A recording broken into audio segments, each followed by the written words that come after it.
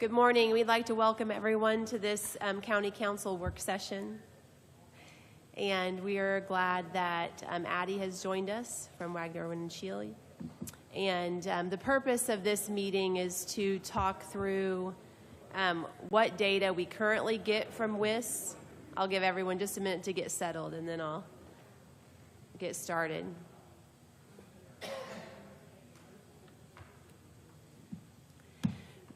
The purpose of this meeting is to try to improve our job classification system. We've had some trouble with our job classification meetings, but we'd like to improve the process, make sure everyone understands exactly what information we get back when we send a job description. We want to talk through what kind of data we get back, what we're going to do with it. There's an opportunity for questions. Jewel Harvey, our attorney, is here. And so we're going to I'd like to introduce Addie from Wagner, Irwin & Sheely, and she's going to be doing a lot of the talking this morning. I do want to remind everyone we're not really going to be discussing any individual person's wages. This is all about improving the process that we follow and trying to get feedback from department heads if you guys have information that could be helpful as well. So go ahead, Addie. Good morning. Thank you for having me here today. So just a little background information. I'm Addie Rooker. Been with this is my 23rd year with Wagner, Irwin & Sheely. Our firm has been in business for over 40 years and has been working with Henry County since about the 1980s. So we've been around here working for a long time. So I just wanted to give a little bit of background information on the classification system. And then the pay plans and that salary analysis that was provided to the county. So around the 1986 time, our firm implemented the first job classification compensation system for the county, and then it was completely revised around the year 2000, and it has been maintained by our firm in coordination with the county since then. So the system is based on the factor evaluation system, or the FES system. And this is a job classification system that was developed by the Department of Labor for public sector positions. It's not proprietary to our firm or anyone else. This system groups like jobs together into job categories, so you're only comparing like jobs to each other. So you have different job categories. And that's how you have the COMET, PAT, LTC, POLE, and other groups. Those are the 4 core job categories. So when the system was first implemented, all the employees in your county received job questionnaires to fill out regarding their jobs.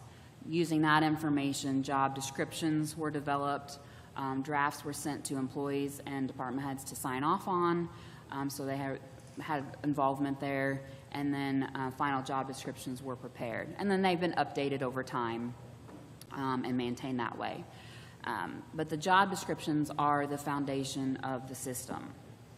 So once job descriptions are developed, then the next step in establishing a classification system is to evaluate the jobs. So each job was point factored using FES guide charts. And there's a separate set of guide charts for each job category, except for SO. And then those guide charts have factors that correspond with the job descriptions. So you're looking at the job duties, responsibilities, difficulty of work relationships, physical effort, work environment, all those things, there are points assigned. And so you come up with a point for each factor, and then you come up with total factor points.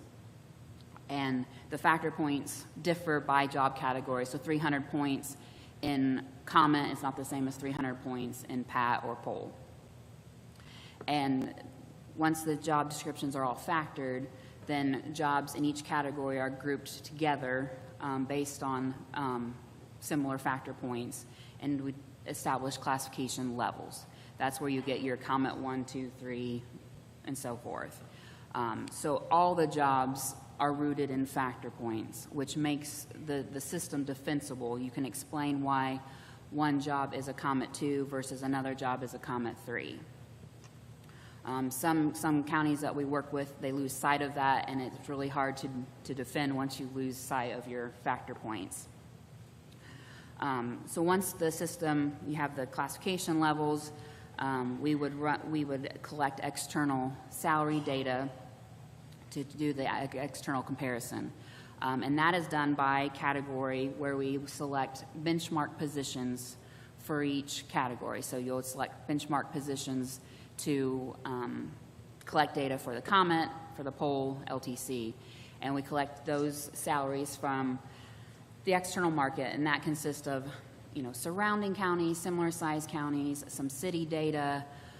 We also pull a little data from the Bureau of Labor Statistics. We subscribe to a survey for the BLR compensation. We maintain our own WIS database with salaries across the state, and then at times we look at the AIC fact book as well. But we take all that information, and for each category we run an external salary analysis, establishing an external pay line for each category. That gives you what is the external market number on your pay plans, which is kind of the average or middle number of all the data collected for each classification level. On your data, that is the external market. Sometimes it's called external midpoint. That means the same thing. And then the external low that we established on the pay plans was set at 10% below the external market. Sometimes you'll see a full high and a low, and it's usually set 10% below and 10% high.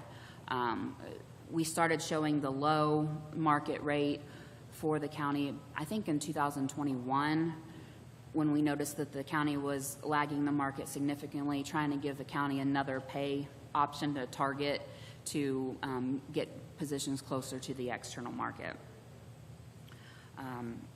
So that's what we've established there. I'm trying to think what else. So the market data that you have, that is just base salary data. We don't include longevity pay or extra pay when we're collecting that data. So you're comparing your current salaries to the external market based salaries. We tried. Do you feel like that's always the case, or do you sometimes feel like it's hard to get that backed out? We feel pretty confident that most of the time we have the base. We collect the direct salary ordinances, and especially with the counties that were collected for Henry, most of them are our clients, and some of them we've done their pay plans, or we have a good working relationship when able to get that clarification. I was looking down through the questions to see if there's other things to cover here.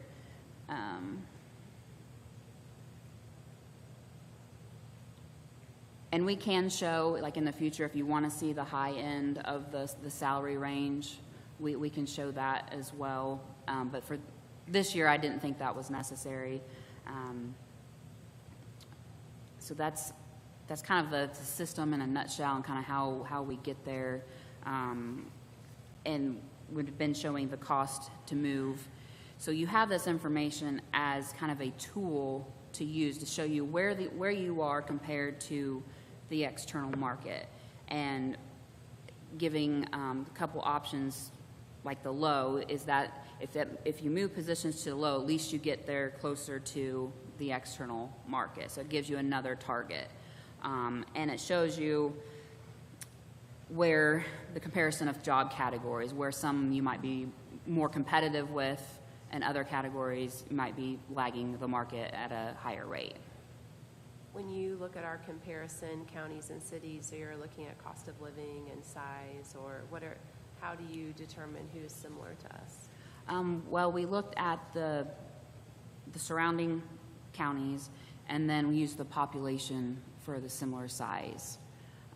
So for this, we used DeKalb County, Delaware, Du Bois, Fayette, Hancock, Jackson, Jay, Lawrence, Madison, Noble, Randolph, Rush, Shelby, and Wayne.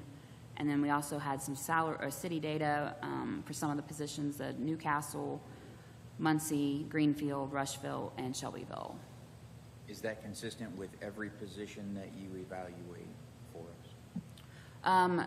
Yes, if for the benchmarks, now not all those may have the same position. Obviously, some of the positions don't exist in the city, but we try to incorporate to make sure that the positions that are comparable with the cities, like your police officers, your truck drivers, some of the administrative functions are still compatible and competitive with the cities. And you can send us that list of counties? Yeah, you can And have. will that be consistent from year to year? This has been consistent, yes, in the last, last time, at least as long as I've been doing that. So the list of questions that you referred to are the ones I sent you, I assume? Yes, I was kind of working, I appreciate that. yes. So this is the basis for determining what that number is that you give us for our job classification. Completely understand. Is there a way for us to see this data separated more? Because we're getting one number based on all of this. Right. I would like to see the low, the high, the 10% market low. I understand why that was put there as a goal to get to, but in the categories, one of the questions you have there is, can we see them in categories based on, here's the surrounding counties, and I think we referred to 40-mile radius at one time. Here are counties similar in size based on population. Here are counties similar in gross receipts. And then the other thing I asked for, would it be possible to get like a state average and state high and low? The problem with one number, in my opinion, and I would defer to the rest of the council to share their opinion, is when that number comes from Wagner, Irwin, Shealy, that's the number that any request comes to us is asking for. That one number, and sometimes the 10% below is included, sometimes it's not in the documentation that we get. So is it possible to break these down into and give us categories so we can see how we compare based on population, based on gross receipts, those kind of things? The way we've been doing things right now and the way our contract is set up, no. That would be something we'd have to discuss. Is that an out of the ordinary request? Yes. Is this exactly what you give to every other county? Very similar. So most of our clients will get an external market or midpoint, and we do normally show a full range. For the longest time, Henry County, just the format, even when I came in and kind of inherited the format, was just showing external market, because for a very long time, the county was right at market and even above market for a long time. So it wasn't really needed to show anything else. But I felt as we got lagging the market, we needed to show a couple other options. So, but we can discuss if, I know we're going to be having to look at Sure, what the some contract is. contract is, and we can look at some options there. Do you have any idea when that changed from being above market or comparable to market to below? Was it after the tax caps that we? I think so. I'd have to look back at the different pay plans, but I think, because that's about where I think it started hitting, where it slowly started tapering, where you got a little bit behind, and then it just kind of ripple effect. Which was probably about the same time Chrysler Corporation, Modern Fold, Allegheny, and about 10 other large manufacturers went out, and we lost that Right. business tax. Yeah. So you feel like initially the process was you guys would send us a number and then we would take that number? Probably. We would take that. out. For many years, that's what it was done. So our but- problem now is we can't afford the average market, so we're trying to figure out what to do with that Right. number when we get it back. Right. We just want to be consistent because it creates problems when, when we're not. And we work with counties all the time, and not every county comes in like, oh, you're perfect, you're right on target. So what we suggest is trying to come up with a plan. This is numbers for you to use as a tool. We're not saying you have to move all positions to this. It'd be nice if you had the funds, but of course we have to be realistic. So what we normally recommend is to come up with a target, and maybe the low for you, we have to even make it 80% of the market. So those are discussions that we can have, or you phase it in. So this is our target, but we're going to do it we're going to try to get to the external low in 2 years, or we're going to make adjustments to the external low, but we're going to cap in any adjustments at, let's say, $2,000 for any individual job. So there's different ways to phase it in to try to get to this market number. And I know the market keeps moving, but at least it gives you a target date. We worked with a small county, Southern Indiana County. We did their pay plans in 2019. They were going to try to implement them in 2020, and they just got everyone up to midpoint. So they had to phase it in over 3 years.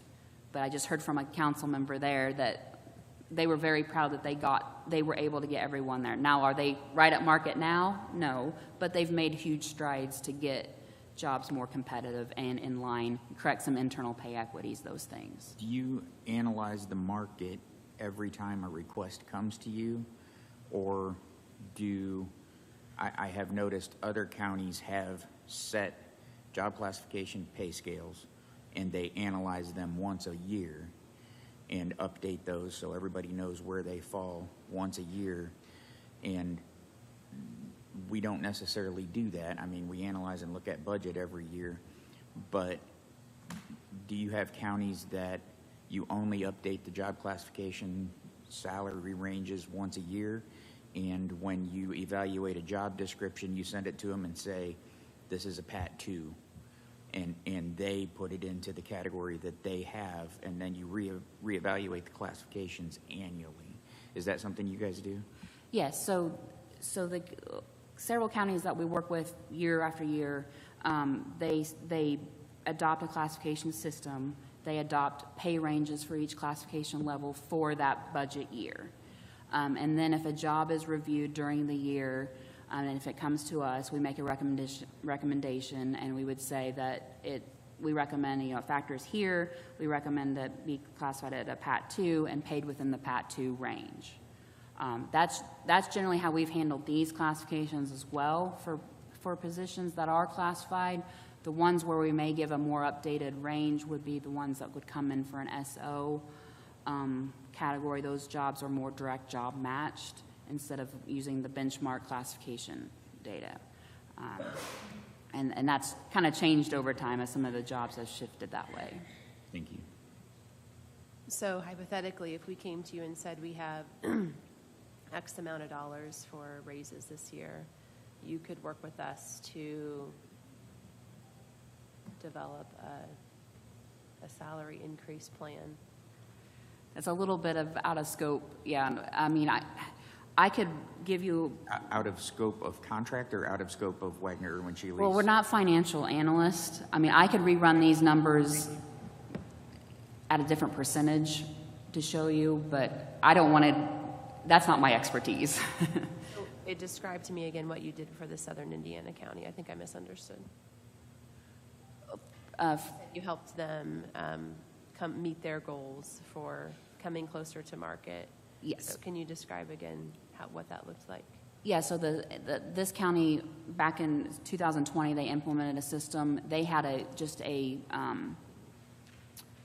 they divided it like in 3 phases to get to midpoint. So 3 years, they divided what the cost was over 3 years. So they established that plan from the get-go, and then had a plan going forward each year of what adjustments were going to be made to get to the midpoint. Yeah.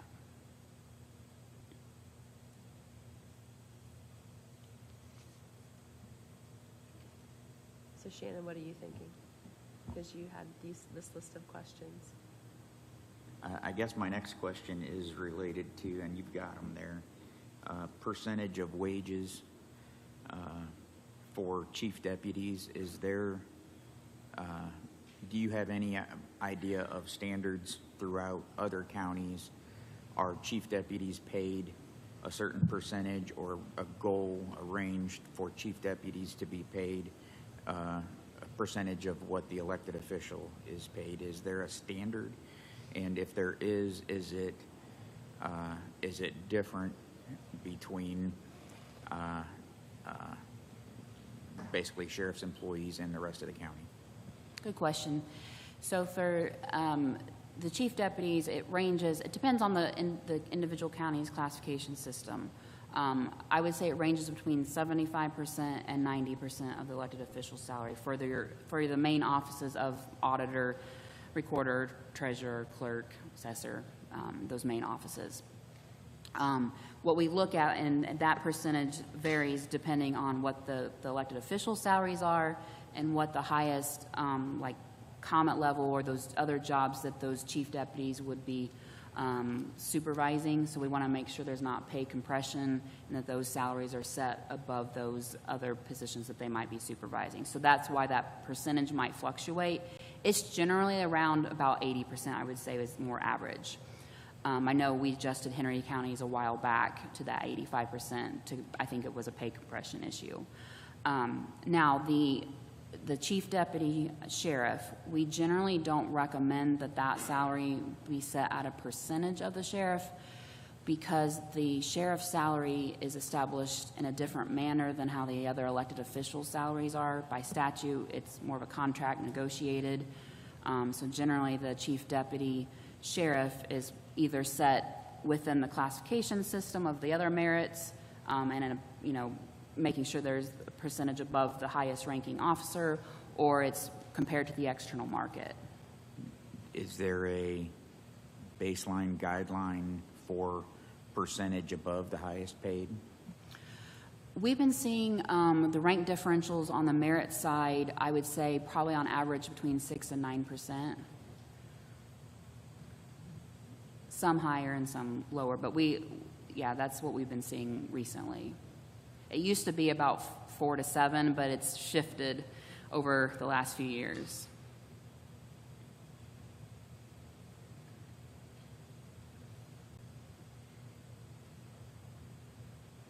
The other question I had posed was related to jail commanders comparatively to jail matron. What I have found looking at other counties that have classification systems is there is a difference generally between those two. Do you have any guidelines or standards as to what those might look like? There's not a set percentage that we use for those. Generally, they're not classified together. A lot of times the matrons are pulled out separate as a SO because of the politically appointed status. And I did notice with yours, you have the matron, the jail commander, and the assistant jail commander all together. That's a little unique for the county. But each county it depends what the matron does, but generally they're not classified together. I noticed also that some counties that I investigated did not have a jail matron. They had a lot of them called them an administrative coordinator or something of that type. Is that something you see often, or is it more frequent that you see a jail matron? We mostly see a matron. Sometimes they will treat a job as a matron, but maybe call it something else. So most of the sheriffs I've talked to, because we've had this discussion with a few other sheriffs, and a lot of them like to keep it because it's by statute. So the ones that I've done recently, I've still seen the matron in the listing of jobs. So is it an expectation that everyone inside of a job class would receive the exact same salary? No. So one of the advantages of having a job classification system in the categories is that based on the salary data provided, the council can make adjustments according to the individual categories. For instance, we just finished a project in another county, and their LTCs and their polls were within 3% of the external market, so they were very competitive. But their comments were lagging the market by more than 16%. So a recommendation there is we need to do something about these comment positions. They're severely lagging where you've taken care of the other LTCs and polls. So this data gives you that information of where you're lagging and by how much, to be able to make some of those different adjustments. Let me rephrase the question. So, for example, if we have 10 comment twos, should they all make the exact same salary? Yes, as far as they should be within that classification, yes. Within the classification range. Yeah, if you have a between high and range. low, but not exactly the same or not Right. necessarily. If you've established a range, if you establish just a base pay rate, then they should be paid the same rate. But if you have a range, they should be paid within that range for the classification level. Have you, I guess I know I've seen it, so how often do you see classification, I'm talking with my hands and letting go of the mic, see classifications for a specific position broken into different compensation based on years of service within the same classification, because I've seen some of that, and that was where my concern with longevity pay being included in base numbers came from. So I noticed some counties that had positions for, this position is classified as a Comet 2, but there were 10 different wages within that Comet 2 based on years of service. Right. And if there's only one person in that job description and they're included in your salary data and they've been there 25 years, then that's going to skew the average or the market to the high side. If they've only been in there 1 year, it's going to skew it to the low side. That's where my questions about longevity came. And the other question then, as I think I said on the same note, how different are we in how we provide longevity compensation? Are we normal, or is what I just described more the norm? I think what you're doing as more of a longevity bonus, a separate pay, is more in the normal. It keeps it separate from the base salary, I think, except for your merit officers. When you create more of like what you're describing, more of a matrix, we've seen it more difficulties for council because you have steps, and so employees and department heads expect employees to be moved through those steps based on longevity or other defined criteria. And if you have a year where you can't afford to move everyone, then you freeze people and then it gets really messy. Whereas if you have separate longevity, if you have a fiscal year where the money is tight, the council can say, this year we're going to freeze longevity, we're not going to give any longevity, and we're going to focus on adjusting the base pay. So it gives you an option without throwing a whole system off versus if you have a pay matrix. Okay. Switching gears to the matrix for merit officers is how we do it. I guess how many different methodologies do you see? And are we more in the norm or are we out of the norm? You see more pay matrices with sheriff departments. That's not uncommon. And yeah, you're in the norm there. Thank you. And I think our matrix is included in the numbers that we send. Yes, I believe that's what yes. So right now, the annual pay that you see for the polls includes the longevity for those merit officers. Okay, so that's different than other job positions where you're saying base pay. Yes, and that was brought to light just recently. So, And do you feel like that's the same for other sheriff's departments data that you're getting, that it includes the matrix? a lot of them will have base pay available without the longevity. And like I said, I know a lot of the systems and how they work and what their base pay is versus the added, because in sheriff departments, a lot of times you have added longevity, you may have specialty pay or training or certification pay, and usually those are kept separate. Those sometimes longevity gets wrapped in, but generally a lot of the salary ordinances will include their matrix, so we know exactly what it is and how it's based, and we can decipher that from there to make sure we're not including someone that's been there 25 years. Because if you collect data from like Gateway or sometimes from counties of their current salaries, you get wrapped in overtime or all these specialty pays, because Gateway shows total compensation for the year, so it doesn't distinguish out and break out base pay. Is that something that, this is probably a contractual discussion, I guess, but when you provide us with these numbers for market, can you identify this includes matrix or merit, matrix pay, or? We could discuss that if going forward. It would. Yeah. I guess my question is it easy enough for you to identify that in the numbers that are given to us? If we know that ahead of time, we could possibly do that. Okay. Thank you. Yeah.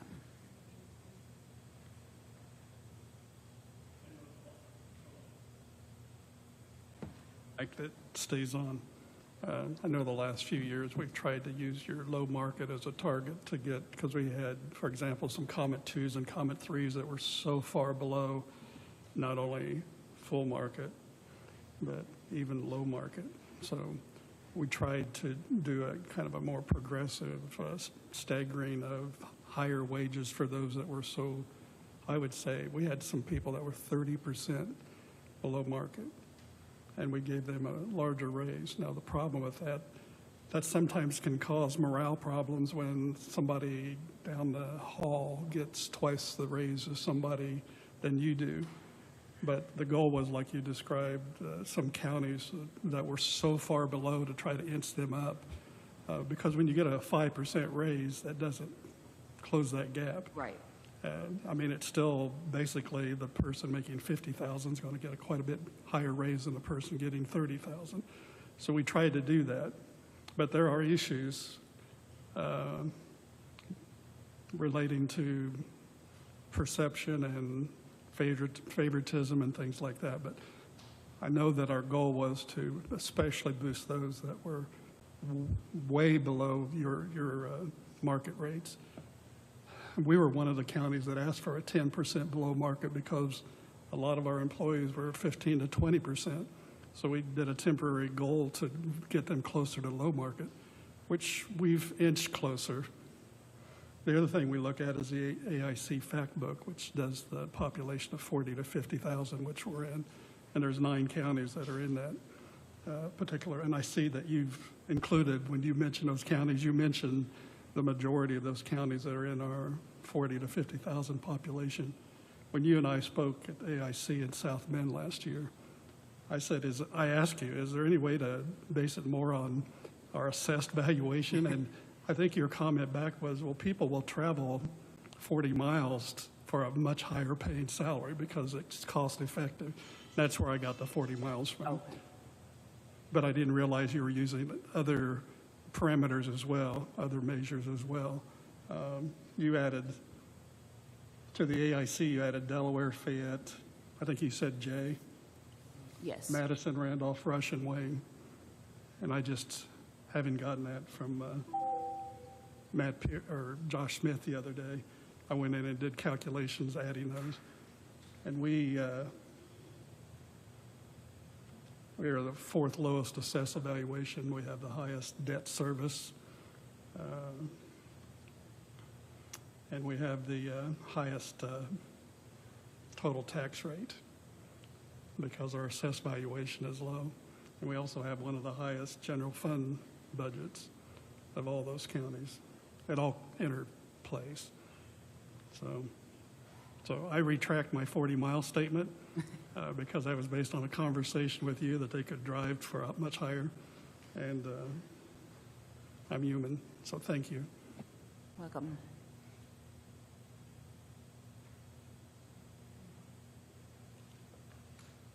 Hey, Addie, over down this way.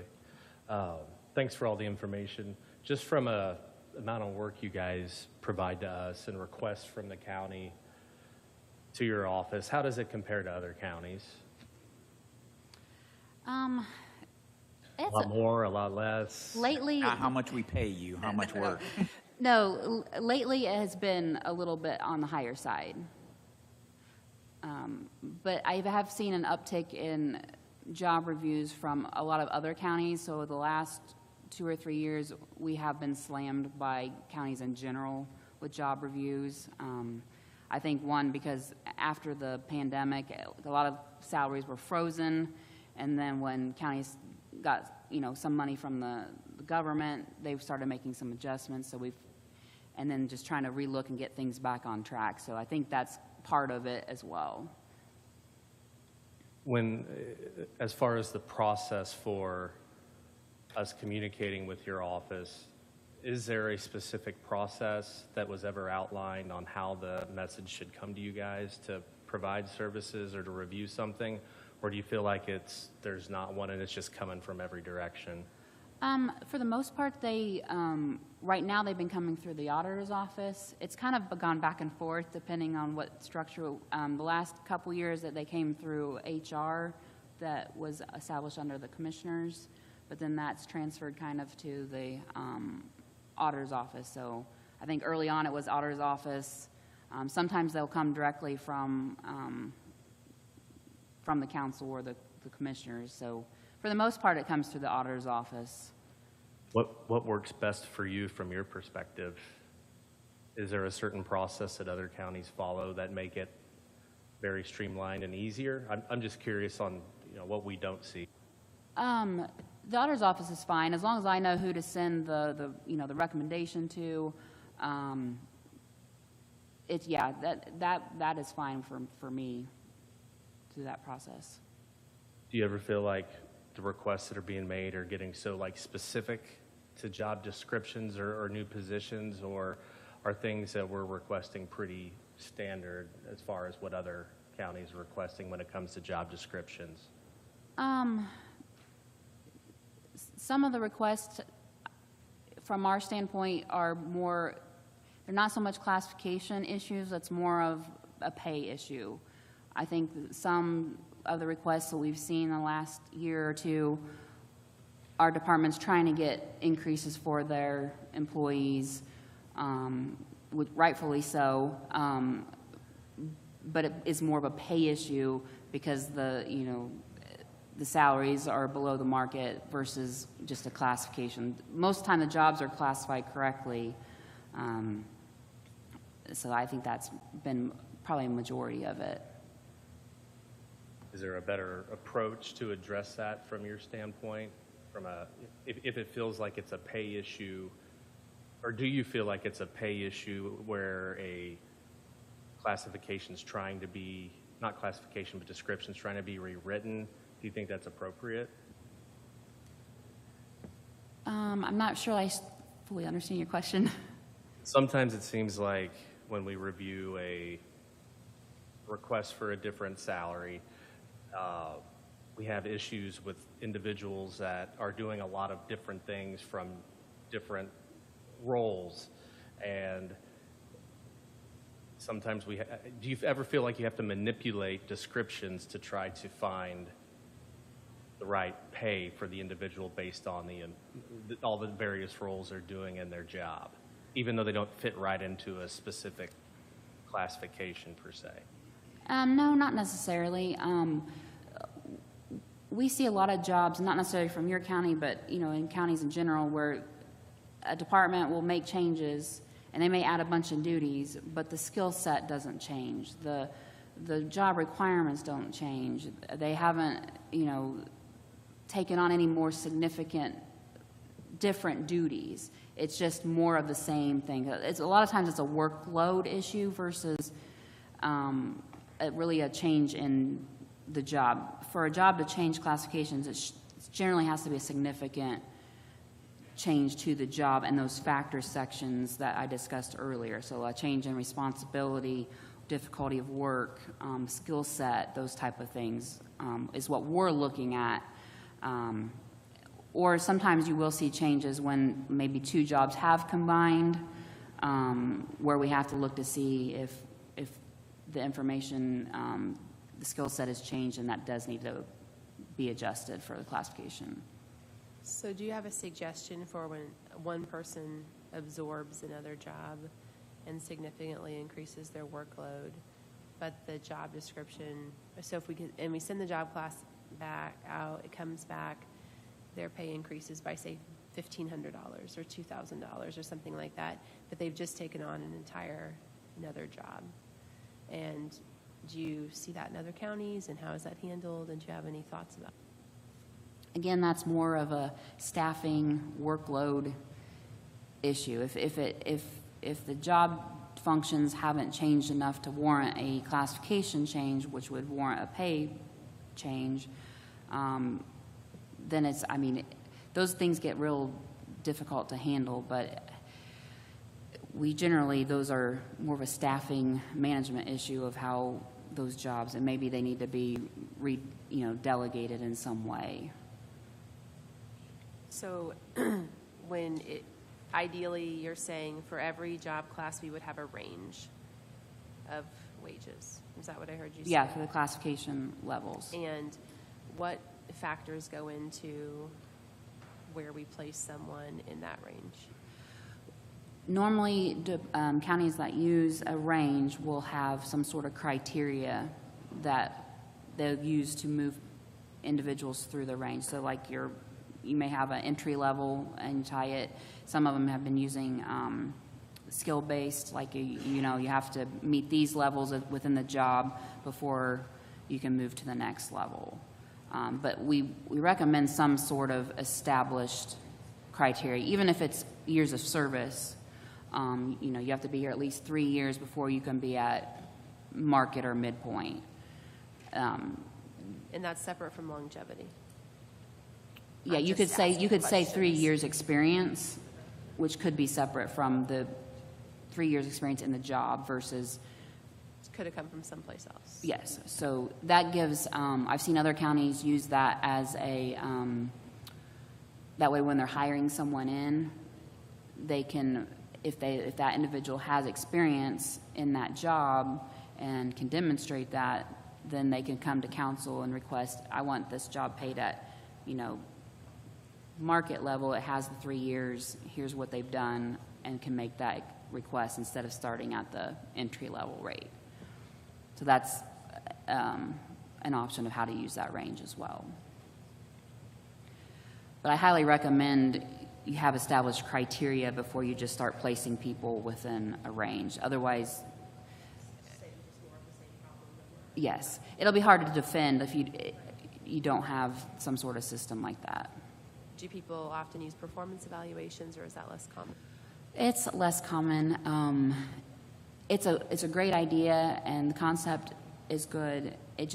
We haven't seen it work real well in the public sector. There's too many factors that interplay that you don't have in the private sector. Political factors and things like that that come into play. I was going to say, I was able to attend the ICCA, the Indiana County Councils Association conference, and Shannon did as well, but he had to leave at noon, and in the afternoon was a roundtable discussion on performance evaluations in the public sector. And Ken Irwin was one of the speakers, and I shared with you before, I was very impressed with how he came across in his knowledge base, but it was a very enlightening roundtable discussion, and the county councils from around the state were most interested in hearing how it went. It sounds like DeKalb County has a very well-established, smoothly running system. Shelby's just looking into it, but you're right, it's the exception rather than the rule. The public sector, as far as public schools where I came from, that's the norm. Right. It's required by the state. And I'd have to go in and observe and evaluate each teacher 4 to 5 times a year as per our agreement with the teachers. It's burdensome, but it's not scary. It's scary if you've never done it. But anyway, I was very impressed with that discussion. And every county councilman or woman there is very interested in that discussion. But it is difficult to implement, and it's kind of controversial in most public sectors. Yeah, you have to have a system established. The department heads, elected officials have to be trained on it.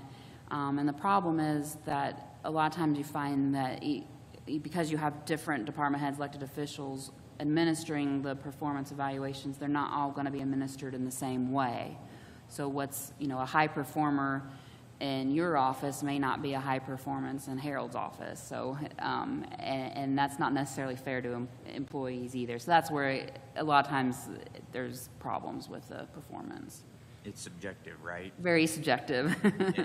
If you have two employees and one's a high performer and one's a low performer, but you expect the low performer to perform low and you expect the high performer to perform high, then both of them met your expectations, which is a poor way to have Yes. a evaluation like that.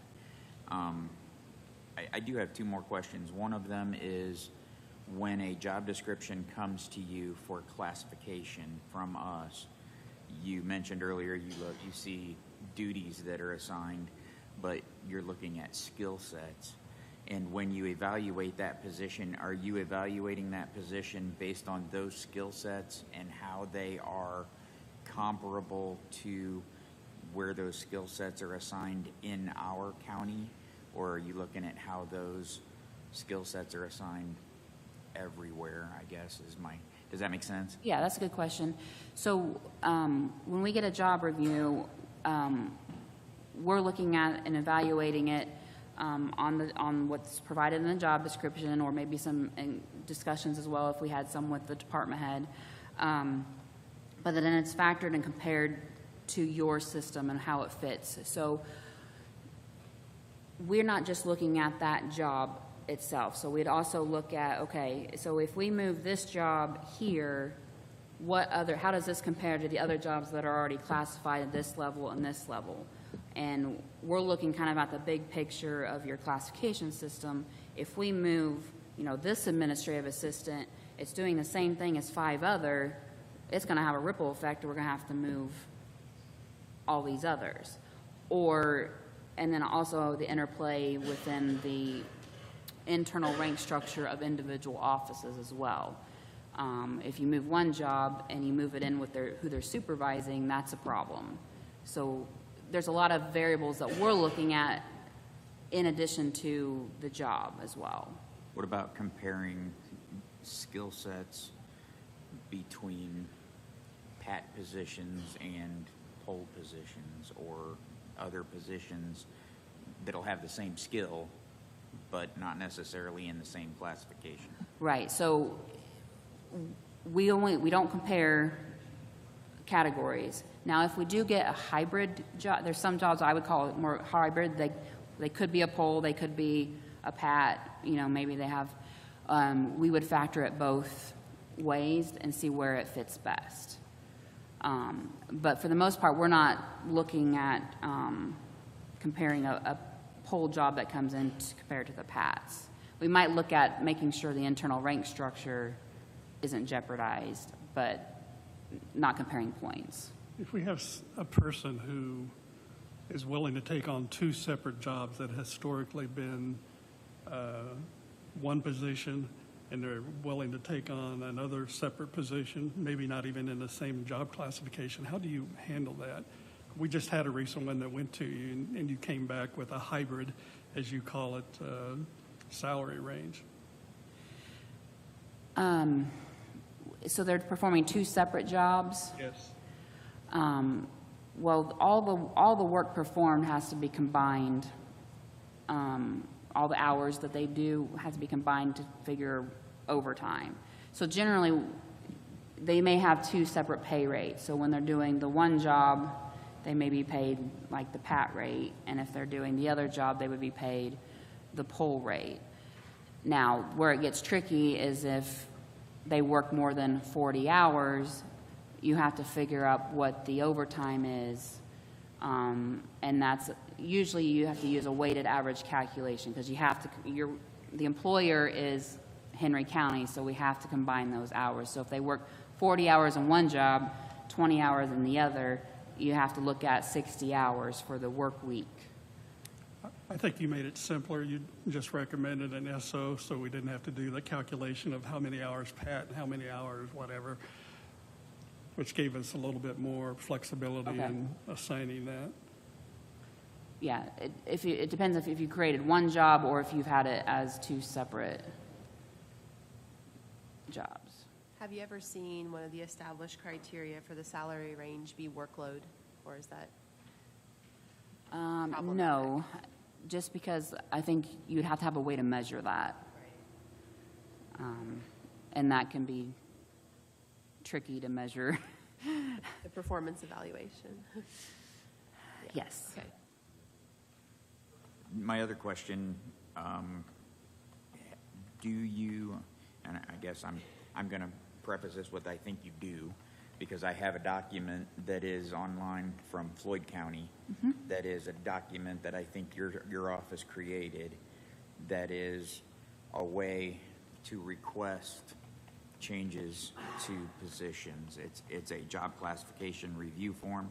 Yes. That is a standard that they use to, department head has to fill that out and provide that.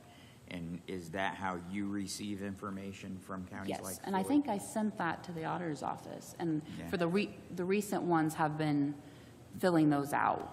Okay, so you guys are asking them to do that now? Yes. Okay, and that was part of, I think, one of our concerns before is the requests that we receive at job classification are different, they look different. Every single one looks different.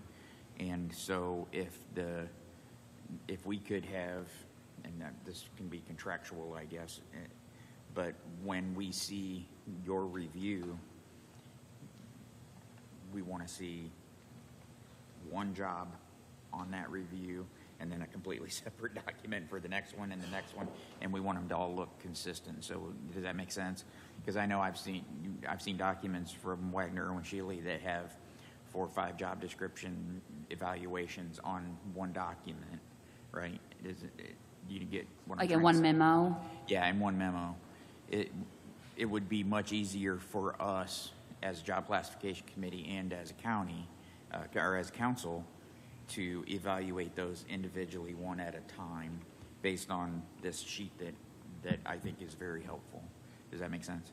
Yeah, so generally if we received like 2 reviews from the same department, we normally would put them on the same memo and just have separate, number 1, this job and that. But if you want them on separate ones going forward, we can do that. I think we'd like to see them individually. The one that I might recommend be different is the one I'm working on now, where it's the restructure for the health department. So I have That's the entire department. 14, 15, and I think it's going to be important that you see everything, because what they have now, what That's they more changed. building the structure Yes. for the future. I understand that. I Okay. guess I'm just thinking, For the future, that's fine. That's a formatting thing. We can do that. That's yeah, easy. for just those Separate. requests that we see on a regular basis for job classification, I'd like to see them individually, and I'd like the top page to be that form that we get it. And that's not for you to decide, that's for us to figure Yeah. out. But I certainly understand the request from the health department.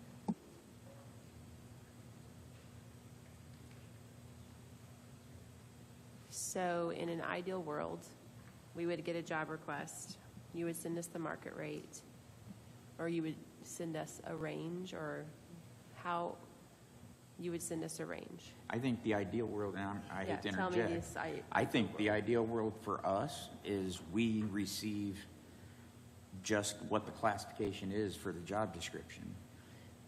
I think we need to have those classification ranges established every January. Okay. And we can talk about that as council. But if we establish those ranges and they're evaluated every year, and we have a variable within that range to be able to move employees throughout the year if we need to, then, or if somebody's job description changes drastically and we send it to Wagner Irwin Shealy and they say this is no longer a PAT 1, this is a PAT 2, then that jumps them to the next classification. but I don't think we want to reevaluate the classifications or the wages every time we send a request to Wagner Irwin Shealy, which is what I feel like has been happening, which is why I was concerned. Shannon, I concur completely. I think that would be really a big step forward. Yes. So then we take their market rate, market low every January, and we set our own range? I mean, what data Yes. do we use? Yeah. That's, I think, a contractual thing that we'll need to discuss with Wagner Irwin Shealy to help us provide us with those ranges, maybe different than that one number that we've been getting, but here's the ranges based on, and for those of you that aren't aware, I did take a screenshot of the document that Addie provided me and emailed it to the entire council and the commissioners. So you have those counties and cities that they're comparing data to. But if we get ranges broken in whatever categories that we ask for from Wagner Irwin Shealy on an annual basis, then we can establish what the job classification pay ranges are every year. And then we don't have to look at was this a 2023 number or 2024? That's part of what we had a couple of months ago is we got a number from you for a new position or an evaluated position, and it was a week before the 2024 numbers that you were going to get us. So my question at that time was, is this a 2023 evaluation number or is this a 2024 number? I have no idea. And so I think if we as a council establish what those are on an annual basis, I said January, I really do not care what month of the year we establish it, but raises go into effect in January, so that makes a lot of sense to me. If we establish those ranges, then we have 12 months to evaluate position changes and duty changes and things like that based on those ranges that we have. And if we can establish those guidelines on how employees can move up in those ranges, then job classification should be it should not be a meeting like we had a few months ago. We should be able to step through them pretty quickly with a predetermined understanding of where we need to go. And, the range will be adjusted the following year. And we can use those range changes the following year to establish our budget as well. We'll know how much the range has moved, and that will help us. And that will also help us to understand what Kenan was trying to get at. If merit deputy wages grew at a much faster rate than PAT wages, we will know that based on the information we get from Wagner Irwin Shealy, and we can make adjustments and wage changes within our categories accordingly. I just want to state, because sometimes we're under the microscope and there's people listening to our live stream, that what he handed me was your counties and cities that you used in your evaluation of your report. Nothing secret. It's what he. That's what he did a screenshot Kenan of. likes And I have a paper. I copy like of to it have it on the screen. for the record. That's what he handed me. So, and Debbie can corroborate this. So historically, I want to say it was either 94 or 97 when the job classification, 90, I don't remember, I don't have it in front of me. Job classification actually really only met about once a year before budget time to have all of the jobs to April. Yeah, from January to April. And that was it, unless a very brand new position was created or something like that. It wasn't a monthly thing. It was a once a year thing to prepare for budgets for I think January. That And makes a lot of sense, Bobby. Absolutely. A lot of sense. Absolutely. And I think Addie correctly, she's seeing this from everywhere. People are trying to adjust for the mess we've been in for the last 3 years, and inflation hit and everything's out of whack. So everybody's got changes and requests, and everybody's trying to do more with less and shifting things around. So it doesn't shock me that we've had the requests that we've had, but we've got to get it back in order and have a way to make this work better moving forward. Yeah, I've seen several of our counties more recently have established a time period for those reviews instead of having them trickle all year round. with some exceptions, of course, if a new job comes online or something urgent happens in a department. Sounds good. Speaking of department urgency, Addie, I dislike when the department head comes with a request because they need to fill a spot. They've got somebody on their staff that can do both of the roles.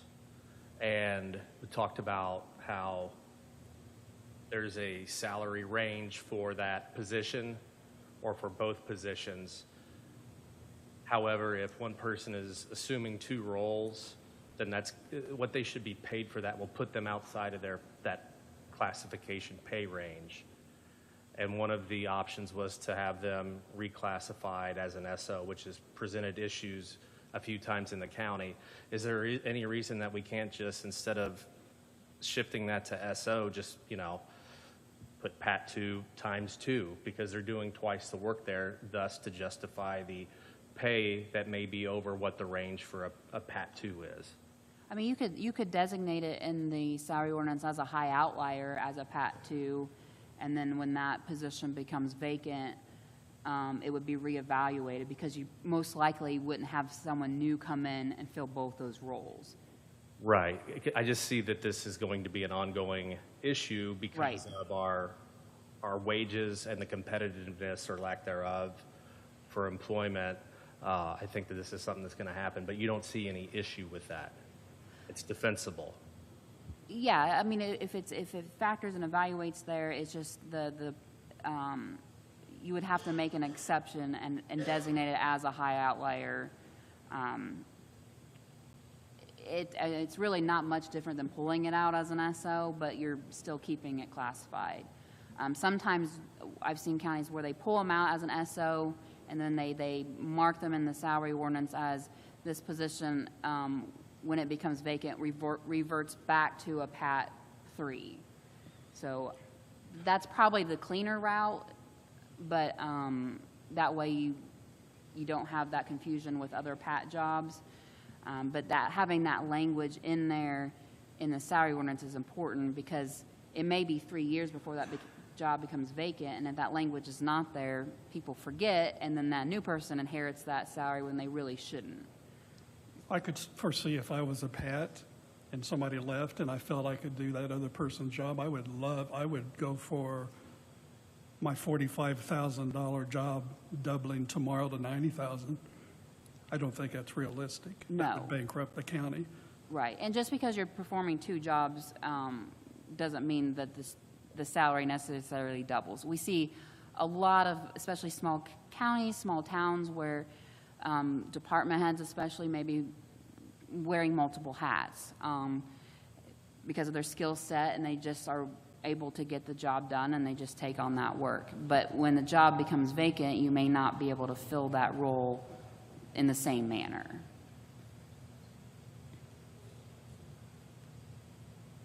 Do you think the high outlier designation is something that would need to be added into the personnel handbook as a reason or an explanation for any changes that we might make going forward? Usually it's designated just in the salary ordinance with an explanation. That's safe Yeah. enough there. All right. So that makes me feel like it's going to be opening a can of worms, because in the past, we've had people take on additional jobs, consolidated jobs, or we haven't adjusted their compensation, or taken on pieces of jobs, or do you have any wisdom to share about that? Yeah, I mean, it would have to be a case-by-case basis on what the job is, and what the where it fits in the classification, or if it still fits in the classification system. But that position may be better as an SO temporarily, and then when that position becomes vacant, reverting back to its original classification. I think that's Maybe the what- safer route. I think that's what you've done in some cases that Yeah. I recall of recent, that the combined has gone to SO, then you give a recommendation of either an amount or a range. And we just would need to put it in the manual or policy that it resorts back when that changes. Yeah. Because I'm not sure that, when you have a change of council, that doesn't always, if you don't have that guideline to go by, that may not be remembered 10 years down the Yeah, road. and at some point, because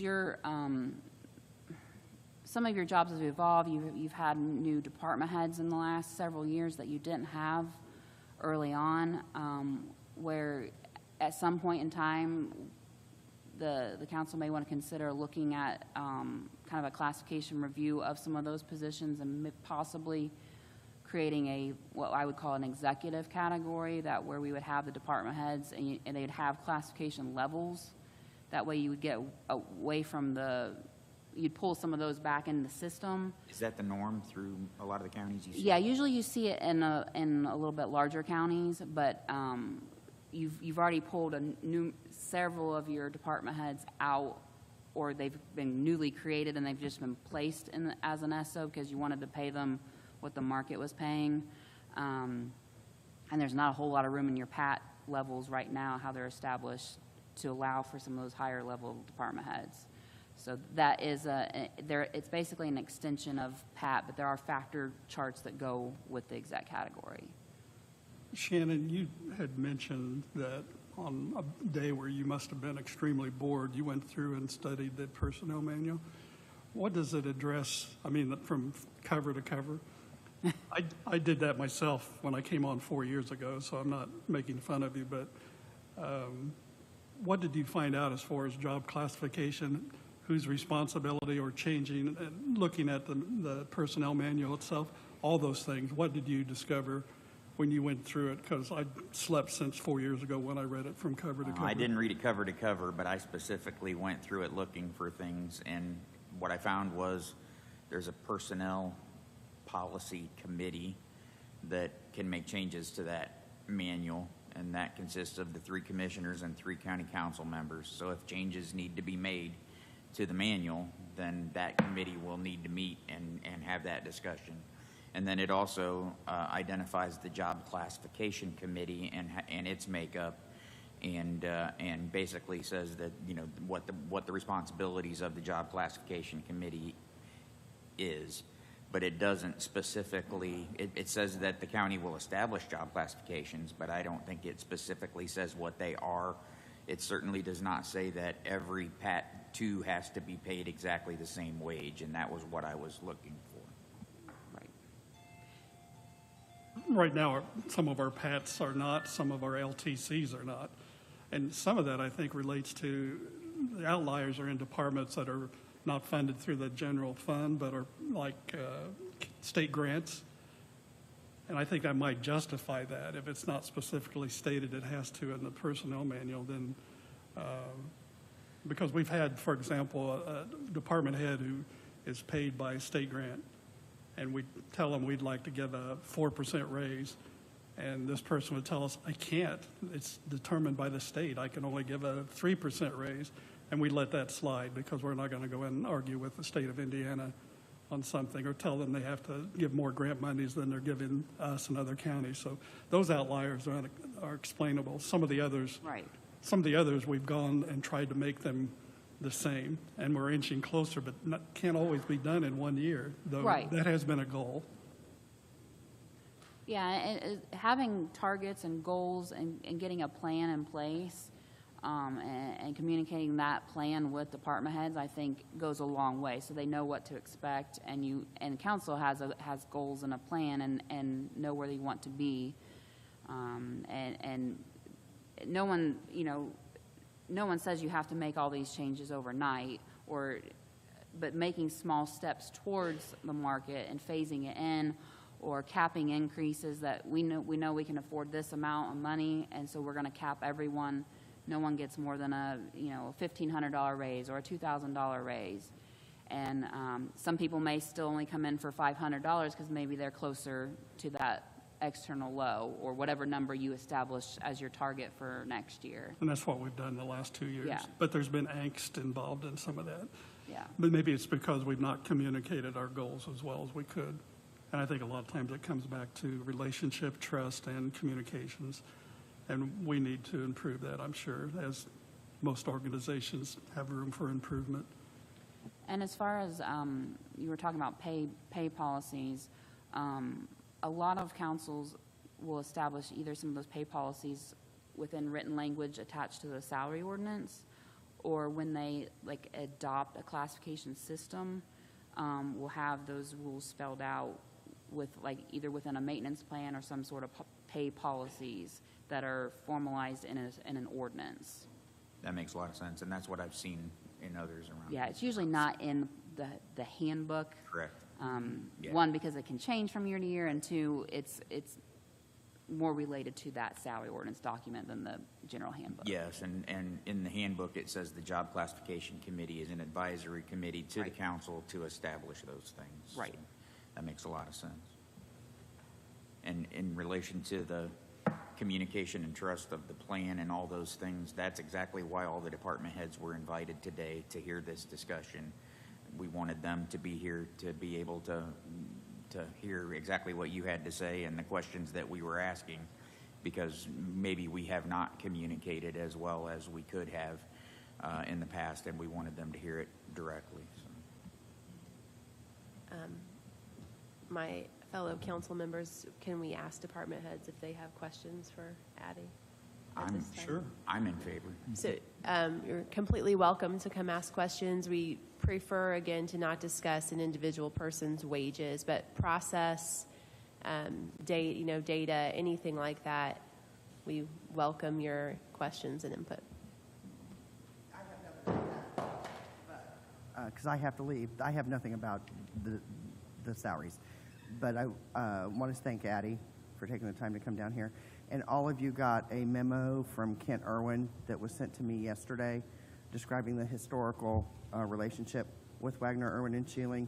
And I think in the email I sent everybody, and Addie, I think I emailed you late yesterday, for Kent to give us about 3 or 4 different dates. It works in his schedule for us to have a joint council commissioners meeting to go over our current agreement and what we may or may not need to change, because the current agreement is pretty It has limited. to change, yeah. Yeah, it's pretty limited and hasn't changed in a long time, and they've put in an awful lot of work that really is above and beyond that agreement, and we thank them for that. So thank you for coming, and when you can get those dates, but if everybody could kind of look at their calendars as well and review that document that I gave you all. Thank you, Bobby.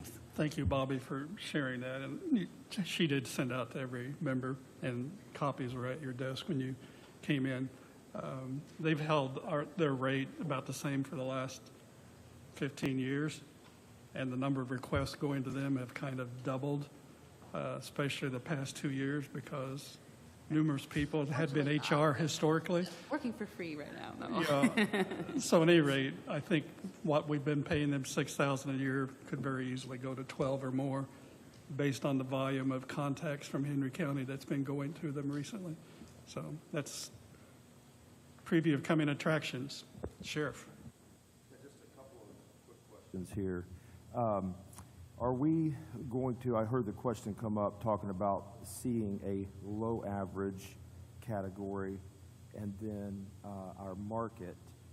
Are we going to start showing a high as well? What I had proposed, and that it's not something we can take action on today. Right. But the council can establish a low and a high for every job category. And that would be based on the information that we receive from Wagner, Irwin, Shealy. So those numbers would be made available in an ordinance of some kind. We yet to determine how we're going to do that, but you would know what the low and the high is for every job classification that the county has. Okay.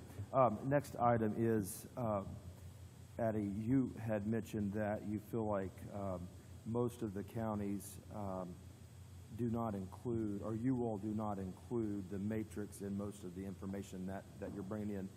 This chart here includes our matrix. I'd like to just point out 4 categories here where it says detective, and then patrol and road deputy, jail command, and jail matron. All of those categories operate off of a base 47,303. That is this year's amount. So there's the most discrepancy obviously is in the detective. It shows a 55,000. That's actually a base of 47, the patrol, 47,303, the patrol is 47,303 as well. And then it's listed correctly. The jail command and jail matron is listed at 47,303. So those four categories technically are all at 47,303 base. Sheriff, before you go on, what was handed out was from the AIC fact book and has nothing to do with Wagner Irwin Shealy. And that's put in by, I don't know if it's county auditors from all 92 counties. Debbie can do that. It's just a different set of data. And I took it directly from what was submitted to the Association of Indiana Counties. And But that- that particular chart I gave out, it does not, any of that data except the very last column where it says full market, nothing in that comes from Wagner Irwin Shealy, just as a matter of information. Yes, correct. And I was just wanting to point out that the data was not And correct. that was, I think, what Addie had referred to a while ago as recent discoveries are that we think some of the wages for the categories that you're referring to, we may have had some comparing with matrix and without, and that was where I got concerned in job classification, that meeting where I'm going, does this include matrix pay or longevity pay, or doesn't it? And I don't know. Okay. So that, I think, has come to light recently. You can feel free to expand on that, Addie. It's a General question real quick on the very back here, near the bottom, that bottom section, it says HC equals low. What is that category? Henry County's at 1.777. That's a certified assessed valuation that's set by DLGF, the Department of Local Government Finance. Debbie can maybe explain that. It just shows of the 9 counties that are between the population of 40 and 50,000 in which we appear, that we're the lowest of those 9 counties as far as our overall assessed valuation. And some of that went down, again, when some major industry went out. We dropped a lot of assessed valuation at that time, and then we also had a population loss when those major industries moved out. So of those 9 counties, we have the lowest assessed valuation, and our funds are based on a formula from the state based on the assessed valuation of all properties in Henry County, as is every county, and we're the lowest. Okay. That's all it points out. And where we're the highest is our tax rate is the highest, and our tax levy is the highest. That's kind of in purple. That's just to show where we are the highest and the lowest in those 9 counties in the AIC fact book. Last question that may regard WIS. How do we as a council, or how do you all establish the priorities? Do we establish priorities off of the information that WIS gives us? When obviously there's a range of some departments are paid, or some employees, let's go that route, are paid further under the market value than others. How will you all establish the priorities in when you're looking at giving raises? I think that's going to have to be determined. That comes together with that, establish the guidelines on how specific positions can move within their job classification. I don't think we have an answer for that today, but I think as a council, we need to establish that. Okay, all right, that's all. Thank you. Are there other department heads with questions or suggestions as we kind of talk about next steps, if you have any requests for next steps?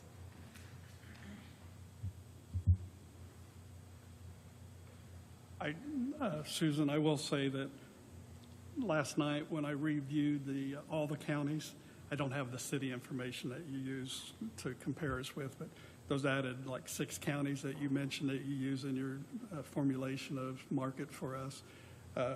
I am going to add to the sheet that I put on the podium those extra 6 counties and show what the tax rate and debt service and all that is. So I will actually send that out in an electronic form to all department heads, so you'll have an updated showing not only the counties that are population of 40 to 50, which Wagner Irwin Shealy uses, but I'll add those counties: Delaware, Fayette, Hancock, Jay, Madison, Randolph, Rush, and Wayne, to give you a closer picture of how we compare in all those categories that are on the bottom of the second or near the bottom of the second page, and I'll email that out. It'll just take me some time to plug all those numbers in, but I won't hold it dear to my heart. I will share it.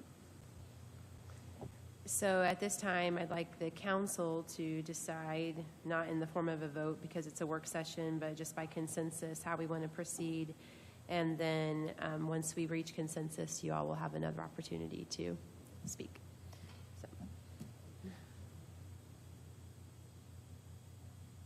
Unless anybody has any further questions for Addie, we've kept her long enough. You're welcome. Addie, you've been a tremendous help, and thank you for all the work you've done. Oh, Captain Pierce? Something that has, oh, it's on.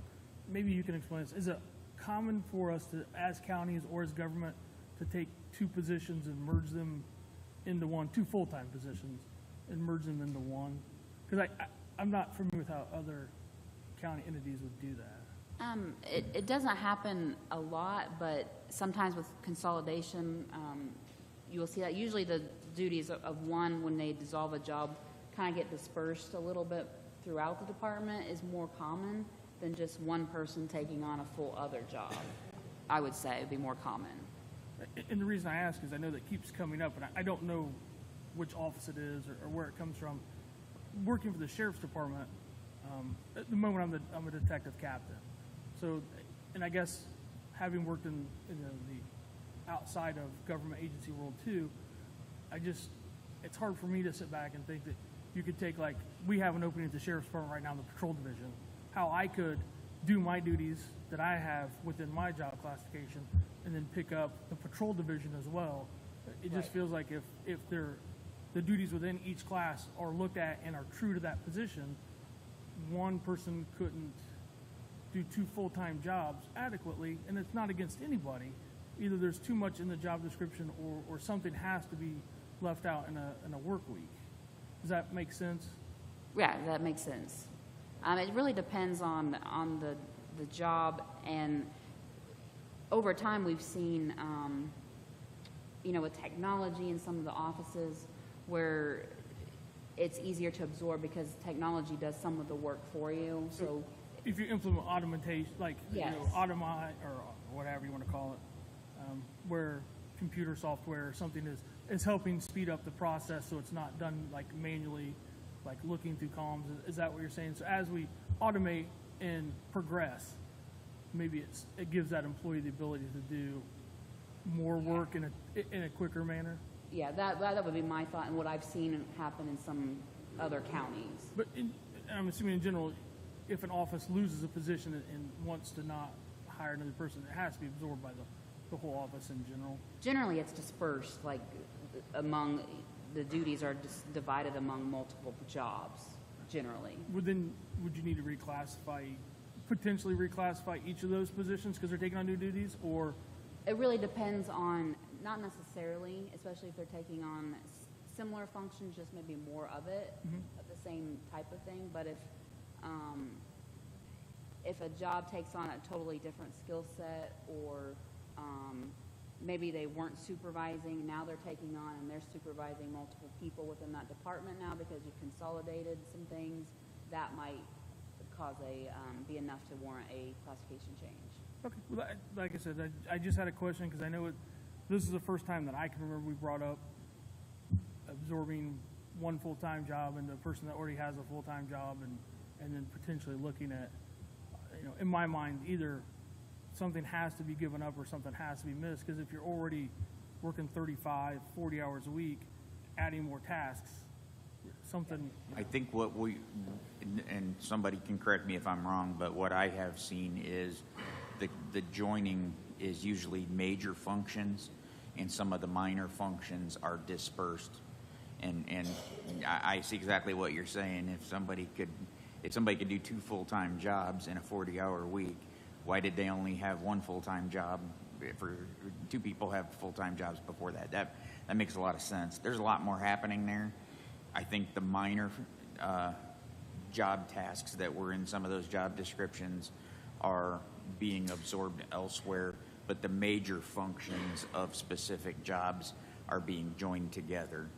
And I see what you're saying, but I think the actual duties are being dispersed. And what we are calling joining two jobs is actually major functions of two components, where a lot of the minor things got dispersed elsewhere. I think, as Addie said, it's by far the exception. I don't recall in my 4.5 years, Susan, that that's happened before. I don't recall it, but it is the exception. in the clerk's office, and I'm not sure what that looked like. I'm not sure if some of those duties went away, or if she had extra efficient people, Yeah. or I didn't know any of the details of Yeah, it. she came in and did a reassessment of job duties, and I think cut from like 10 jobs to 8 or something like that, because she thought there was replication of duties. Don't think that would work in the sheriff's department and a lot of departments. It's not the norm, and it's something that may not work. And if you've got a good employee that can do some of those things too, as Addie said, that might work until that employee's not there anymore, and then you've got to divert back to finding something else. And I'll say, Shannon, merging two full-time positions, that person did one full-time job here that was truly not a full-time job. There was other things in the office that was done. So they took one full-time position, they gave the rest of that away and kept what their Right. main duty was, and they gave away other little parts. Yep, So the to say minor it was things. two completely full-time positions, it wasn't, because Right. the office absorbed Yeah. a lot of work that she Yeah, did and otherwise. kind of goes to what Kyle was talking about. You definitely don't want to merge two positions and say that person's now making Pat 2 salary times 2. That doesn't work. If that was the case, then something was wrong way ahead of that. But merging two major functions together and dispersing the minor duties is what we're referring to. Anybody have anything else for Addie? Thank you so much, Addie. You've been a tremendous help. We look You're forward to welcome. working with you in the future. Thanks for having me today. Thank you for coming out of your busy day, dropping your children off at school, getting down here, going back to another busy day. Very informative, thank you. And again, I was very impressed with your boss when he spoke in Indianapolis. So you can convey that, yes. Yeah, you came in the afternoon, he left, so she was privy to that round table. It was very impressive, yes. I'd like to suggest a break. Second. All right. What is the technical term for a break? We're going to adjourn and then reopen the meeting? All right, meeting adjourned.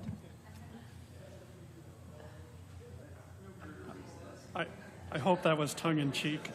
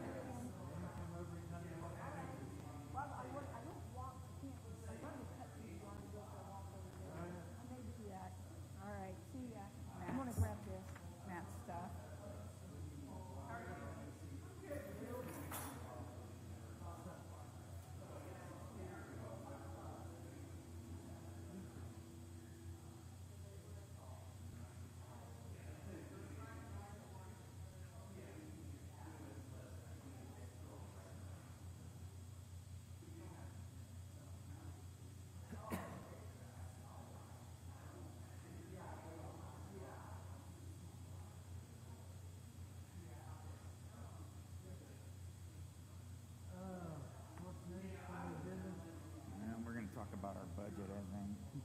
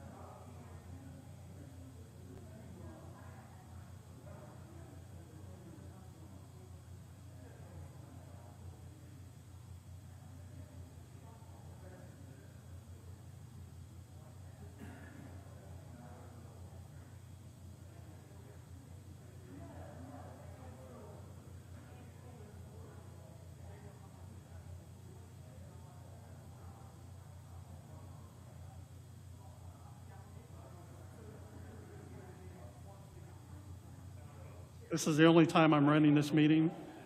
We're about to start again. I need to leave right I don't know what time we're supposed to be done. Noon. Oh, really?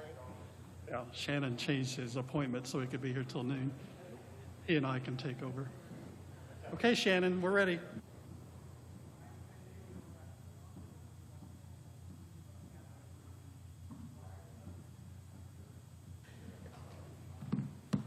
All right.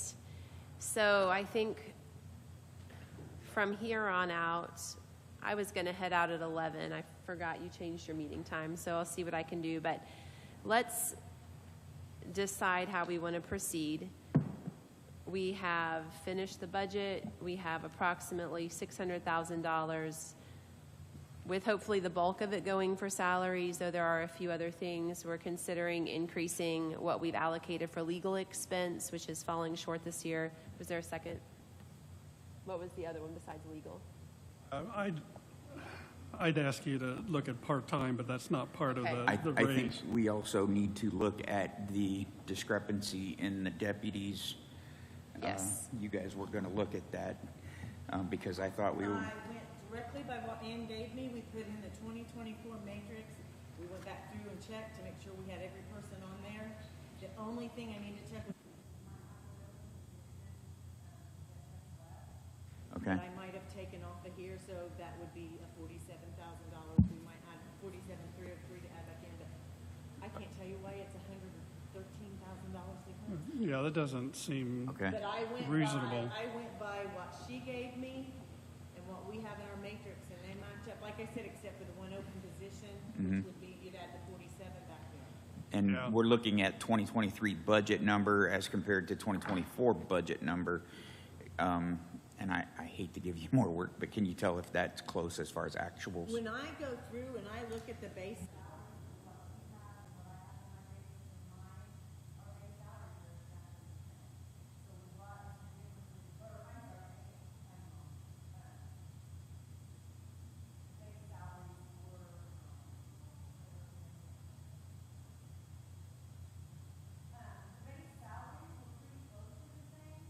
you got to remember, the base salaries were close to the same, but you have to remember, we lost some pretty big people that Okay, left so last year. That's from going to make it. retirements to, that makes sense. There's gonna be a lot of That those. makes sense where we might have, I couldn't see 113, but I can see 50 or 55 or 60 or Yeah, whatever and that's it is. probably, So it. Like I said, the that makes me open feel better. position, so we might add the 47 in to make sure I have the open position, but I went through, but you've got a lot of them that get no matrix at all this year, so there's Gotcha. a lot. Hey, Susan, Yes. I'd ask Stephanie when we started this, and it may have changed because it fluctuates monthly, but we had 9 open positions. I would definitely not go over the $550,000 for raises you mentioned last Friday, because it doesn't take a lot of those $45,000 to $50,000 positions being filled that, all, basically 2, and it's 100,000. So are those 9 positions not in the budget? They are. They are. Okay, thank you. But, for example, the sheriff is open, we need to allow for that. And we need to allow for at least one other in case there's an oversight. With 220 employees, there could be an oversight. So I can add 50,000 into the sheriff's, because like I said, I may have missed the open position, so I can put the 47 or 48,000 in it. But my question is, are you still doing the lateral if they come through in the sheriff's department? To provide them with additional compensation based on years of service?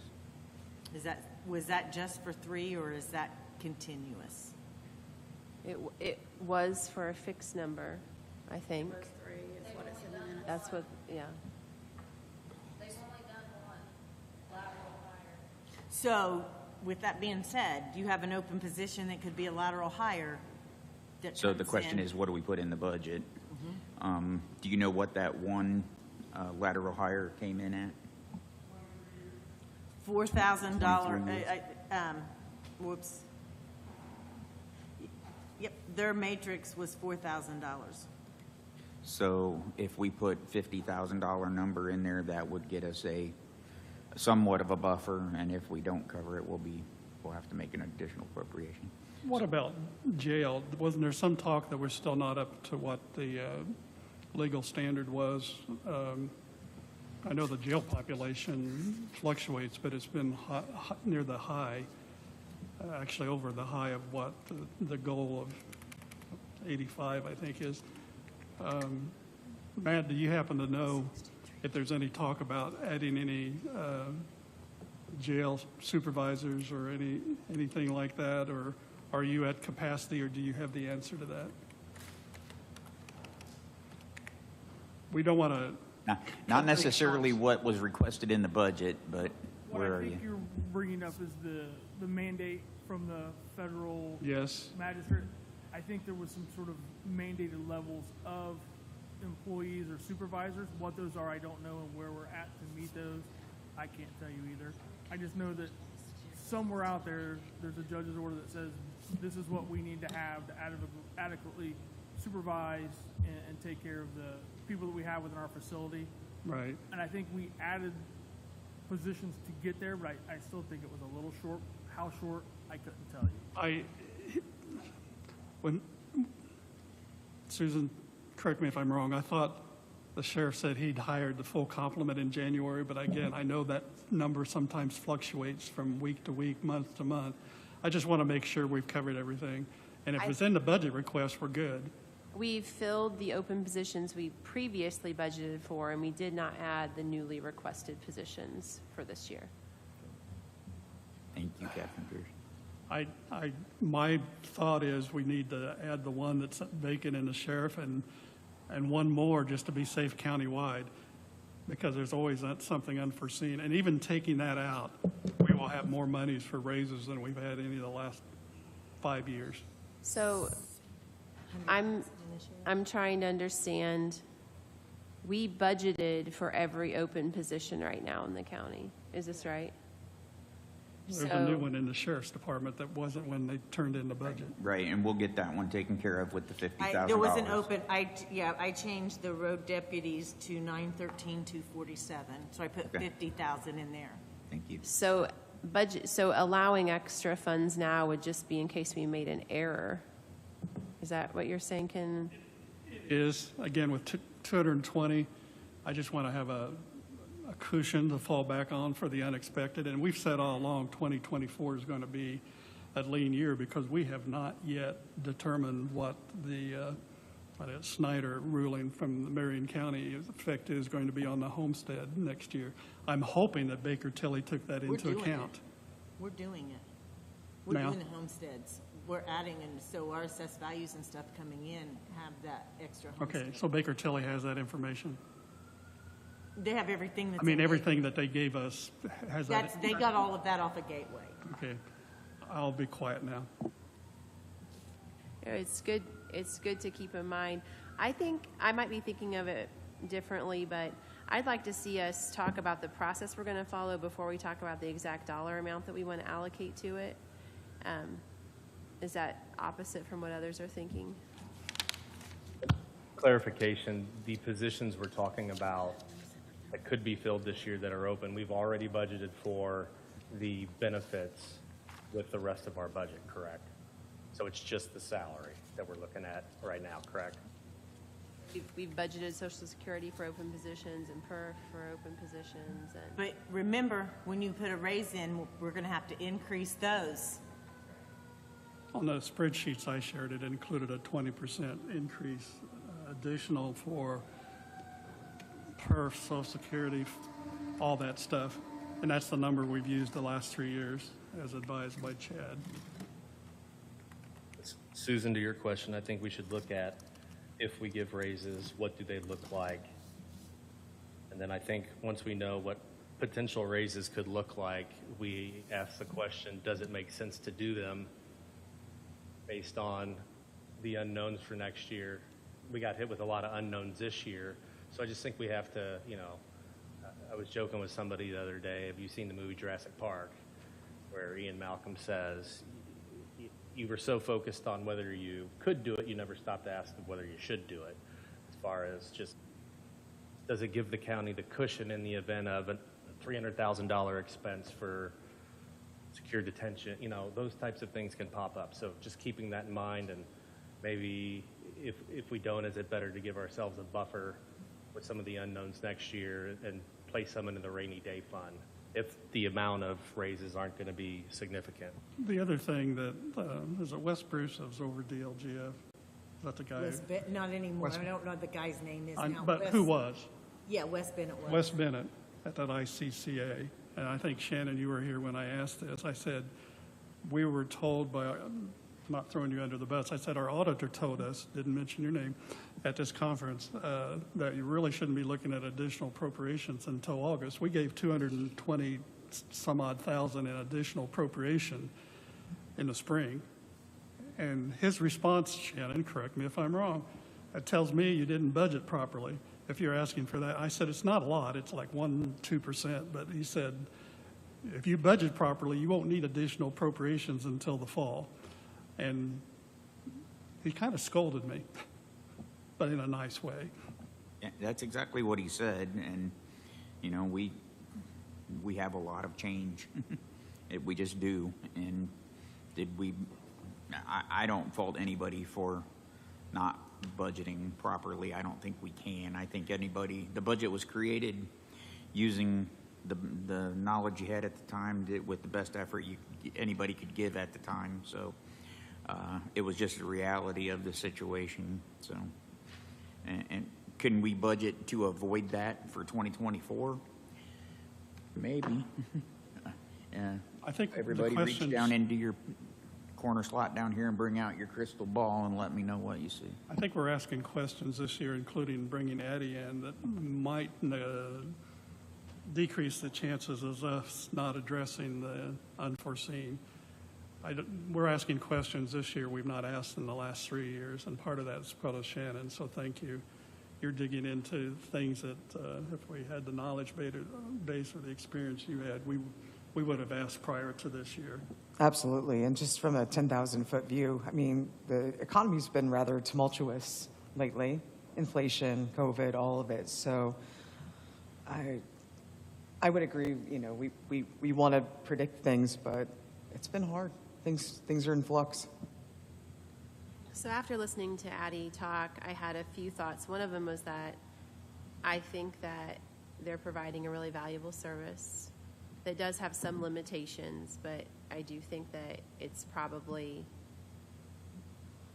if we want to do something that is standard, this is probably what we should use.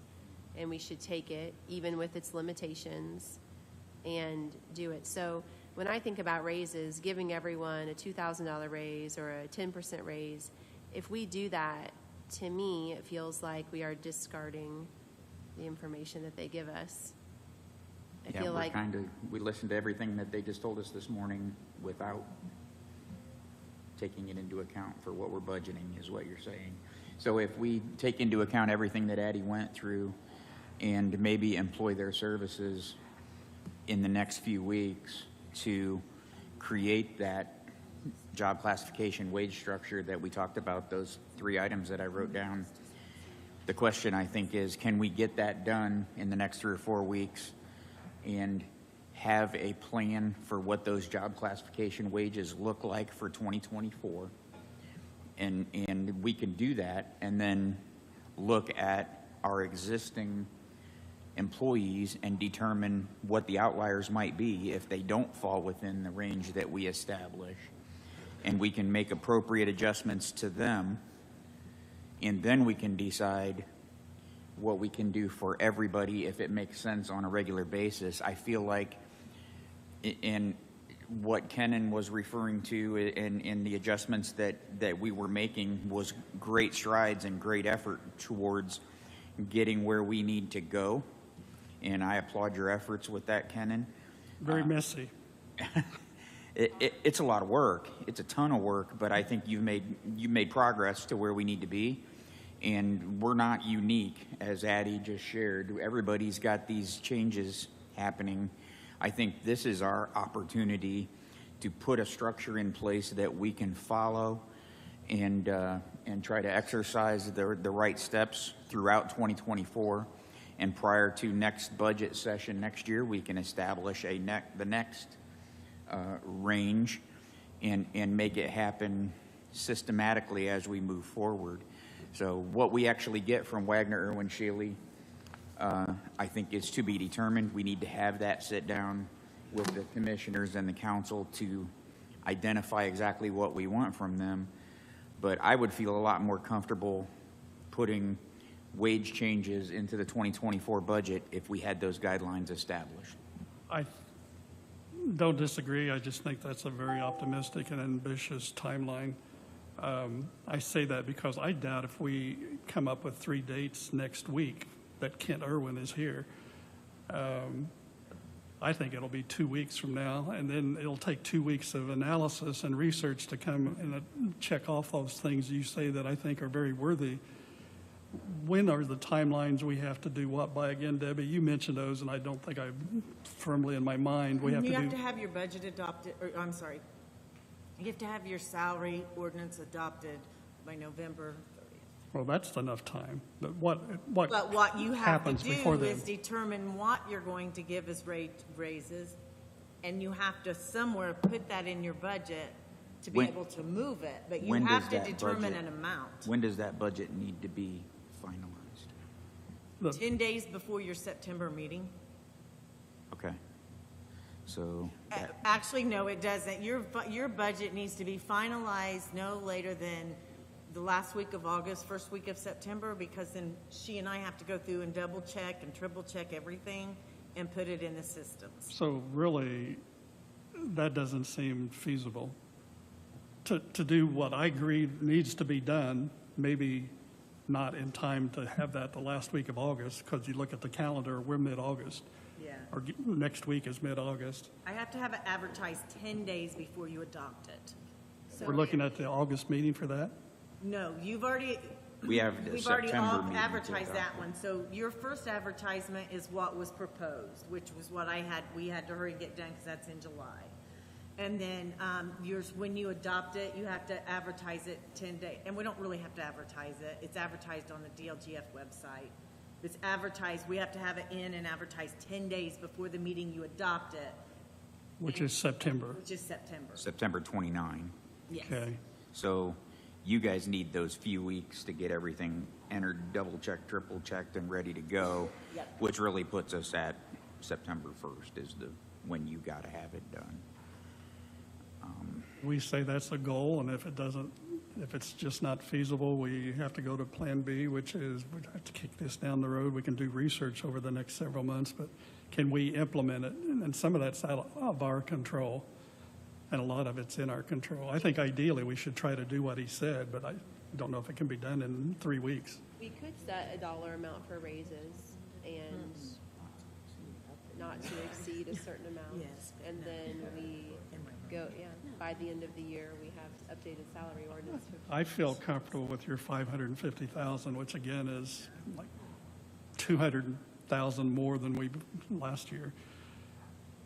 And that takes into consideration the added deputy and a That little took bit. your cash flow down to 577, 173. Yeah. And any other unknowns that there always are, like there's $200,000 in additional appropriations that we didn't budget for last year. And it's going to happen again. So- Legal's going to go up over again. Well, we're going to have to sit down, because utilities at the sheriff's department, we're going to have to look at that.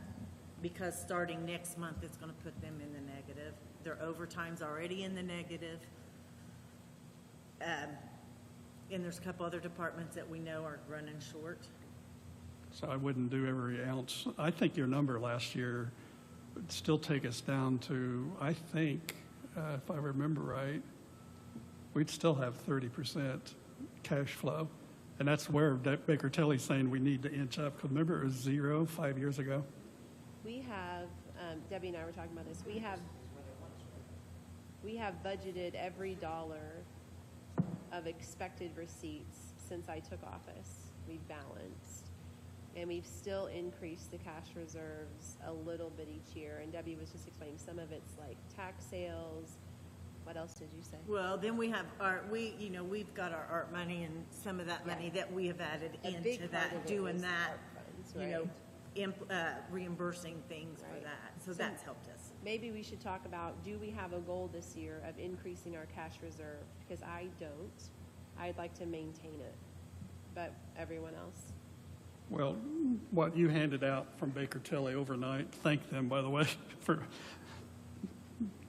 expediting that so we could talk about it today. But 627, I think I shared with you and Shannon last night. I'd come up with something within that ballpark. And that's 33. And last year, I think we ended with around 21%.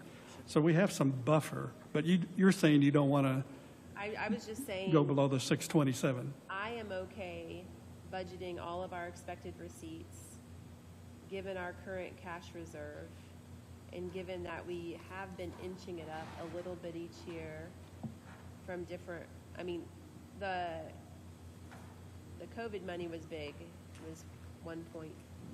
That saved us from some things. Yeah, so we're not taking credit for that, but we have been inching it up a little bit. So I think I'm okay with completely budgeting our expected receipts.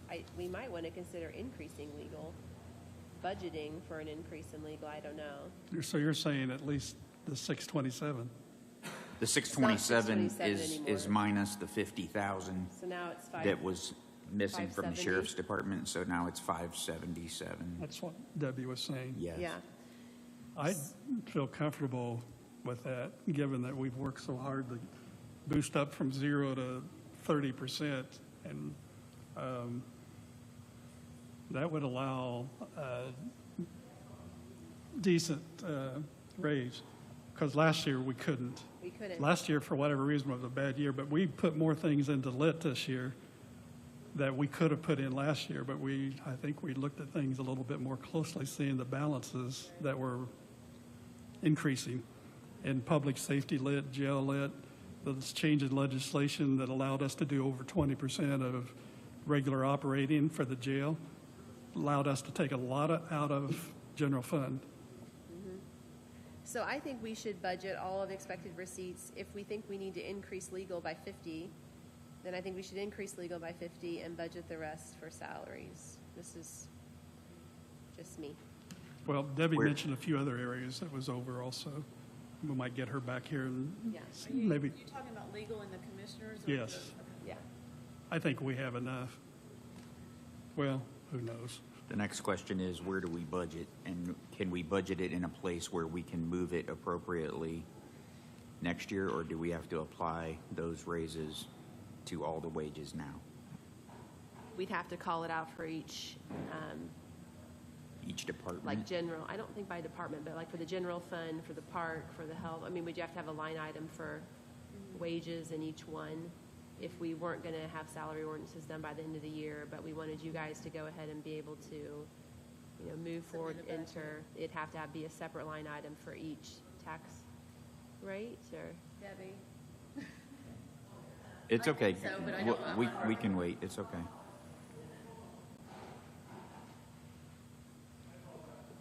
Oh, it's all right.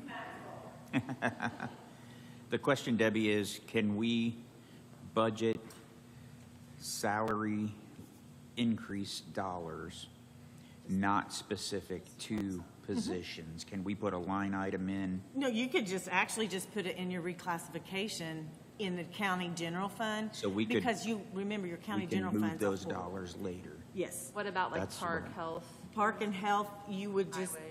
you would have to find a line or create a line or To something. put something in there. Put it in. Also, we'll mention that it came up at EDC, and Shannon, we had not communicated with all departments. You did with the park departments, the modifications we made to their health insurance line. I don't think we changed that much in health, right? Highway. We've Health not and highway, communicated. not much, and it was communicated to the park, but it was not communicated to 911. And it but- was significant to 911. It was, he wanted to add 2 more positions, and we did not include those in our benefit calculations. However, 2 new positions, I suspect, those will make the total dollar amount go up, which, if they're appropriated to 911, doesn't affect county general anyway. Right. And So it's- I talked with Butch, he's gonna send me his spreadsheet, and we applied 202,500 to the 911 group insurance budget. It's all gonna move to PSAP, but it needs to be the 247.5 for 2 more positions. So if you put it in there now, I don't think it affects county general either way. It's looking more and more that the PSAP is more of a necessity than an option. Yeah, it's also looking like Well, it's the only way we got breathing room. a higher rate would have been ideal, given, Absolutely. yeah. On the 1222, or you're talking about raising the 911, he's going to take that out of PSAP, so we don't Yes. have to worry about budgeting for that. You don't have to really change anything. He's gonna send a spreadsheet, and I asked him to send it to you and I'll make sure the rest of council has it, that he's trying to he's trying to work within that PSAP fund that he doesn't have yet. So we need to make sure that he's not, and we're not budgeting anything into a budget where we can't spend it. Right. Which is my concern. So, but the addition of 2 additional full-time equivalents with benefits could take us from 9 to 11, which is what we calculated, 8 plus 1. That gives us that little bit of breathing room, I think, and if he hires 2 and they take insurance, great. If not, then he'll have dollars left in that budget.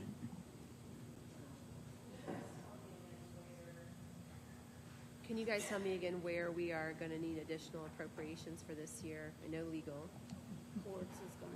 Yeah. I'm guessing we're probably looking between $200,000 and $300,000, wouldn't you say? In the sheriff's department and in legal. Yeah, and then the courts are probably going to have to ask for an additional appropriation.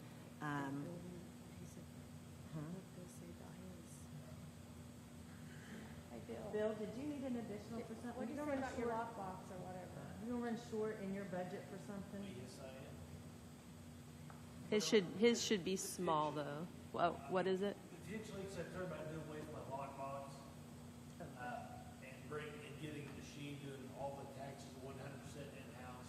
I just went to a conference last week. That machine cost $10,000. Okay. But we're gonna save. 10,000 is doable. Is that just a check 100,000. processing machine? It processes checks and statements, and catches images, and it creates like a PDF that'll upload straight to cloud. Let's talk after this, because I know where one of those machines sits and it gets used an hour a day. As long as it would give it Jeff, we can make compatible file like this one is. Sure. Sounds good. I only need it about 4 weeks, twice a year. So sheriff, courts, Coroner coroner, next year. Yes.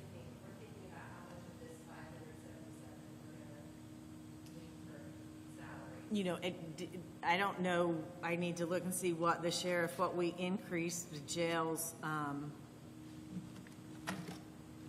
utilities, if it's enough.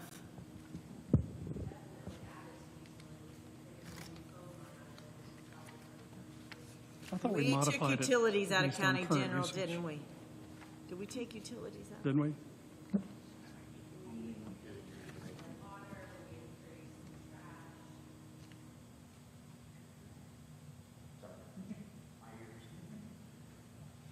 My voice, my radio voice. Yeah, so we increased the utilities about $100,000. So hopefully that's enough.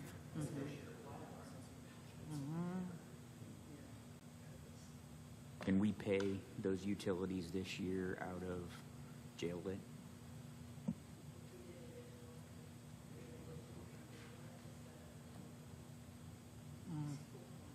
We may have to. Okay, so I'm thinking maybe if we know we're going to fall short in legal, and that's the one thing we haven't increased enough, that we might increase that budgeted amount in the commissioner's budget and then allocate the rest for salaries. Do you have a running tally? Are we looking at 550,000 like you mentioned last Friday? It's 577 now. and we're not allowing for anything else because they're not in general fund? That is. Court would be. That's the total from general. Okay. Is that what you meant? Maybe. Yeah, sort of.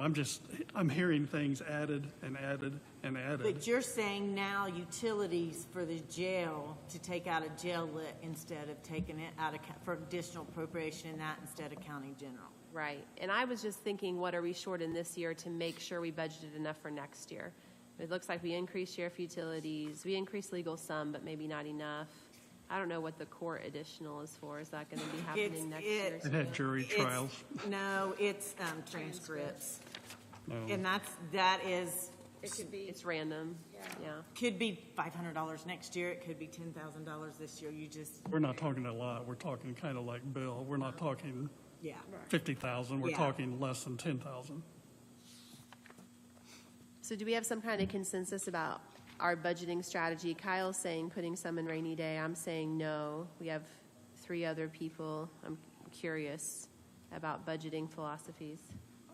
I'd like your 550 and maybe put that 27 in rainy day, because rainy day has been 205,000 for 20 years.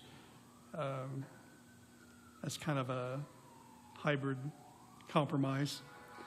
I mean, the first money we put into rainy day was this past year. Remember, we put 25 or 35,000. I don't remember but that was the first time we'd done that in 20 years. There is, this may be ignorant, but there seems to be limited benefit to increasing rainy day over the general fund. And Jason's even come back and said that, like, just let your general fund grow until it hits like 50% and then move it to rainy day. That won't be in my lifetime. So I struggle with adding the 27,000 to rainy day when we haven't hit the 50% that Jason was saying we should have before we did rainy day. Okay. I agree with that logic. Yeah, that's valid. I think the legal is one we just have to address because we see that coming. That trend is already there, and it may not be enough. That'd take, what, 85 to get it up to 200,000? That would take 85,000 to get it to the $200,000 mark, right? I think it was 115 was what I saw. I'm just throwing that number out. From an exercise standpoint, I'd like to know what the dollar amount it would take to get everybody to market value from a salary standpoint. I think that's tricky. Low market, I've got it. No. Low market or full market? Full market. On. Are you sitting down? You are sitting down.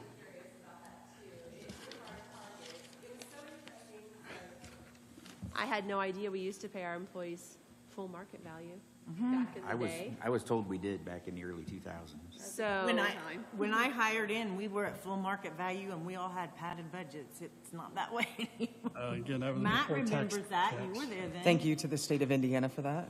Well, that and that goes to my question about asking for the receipts.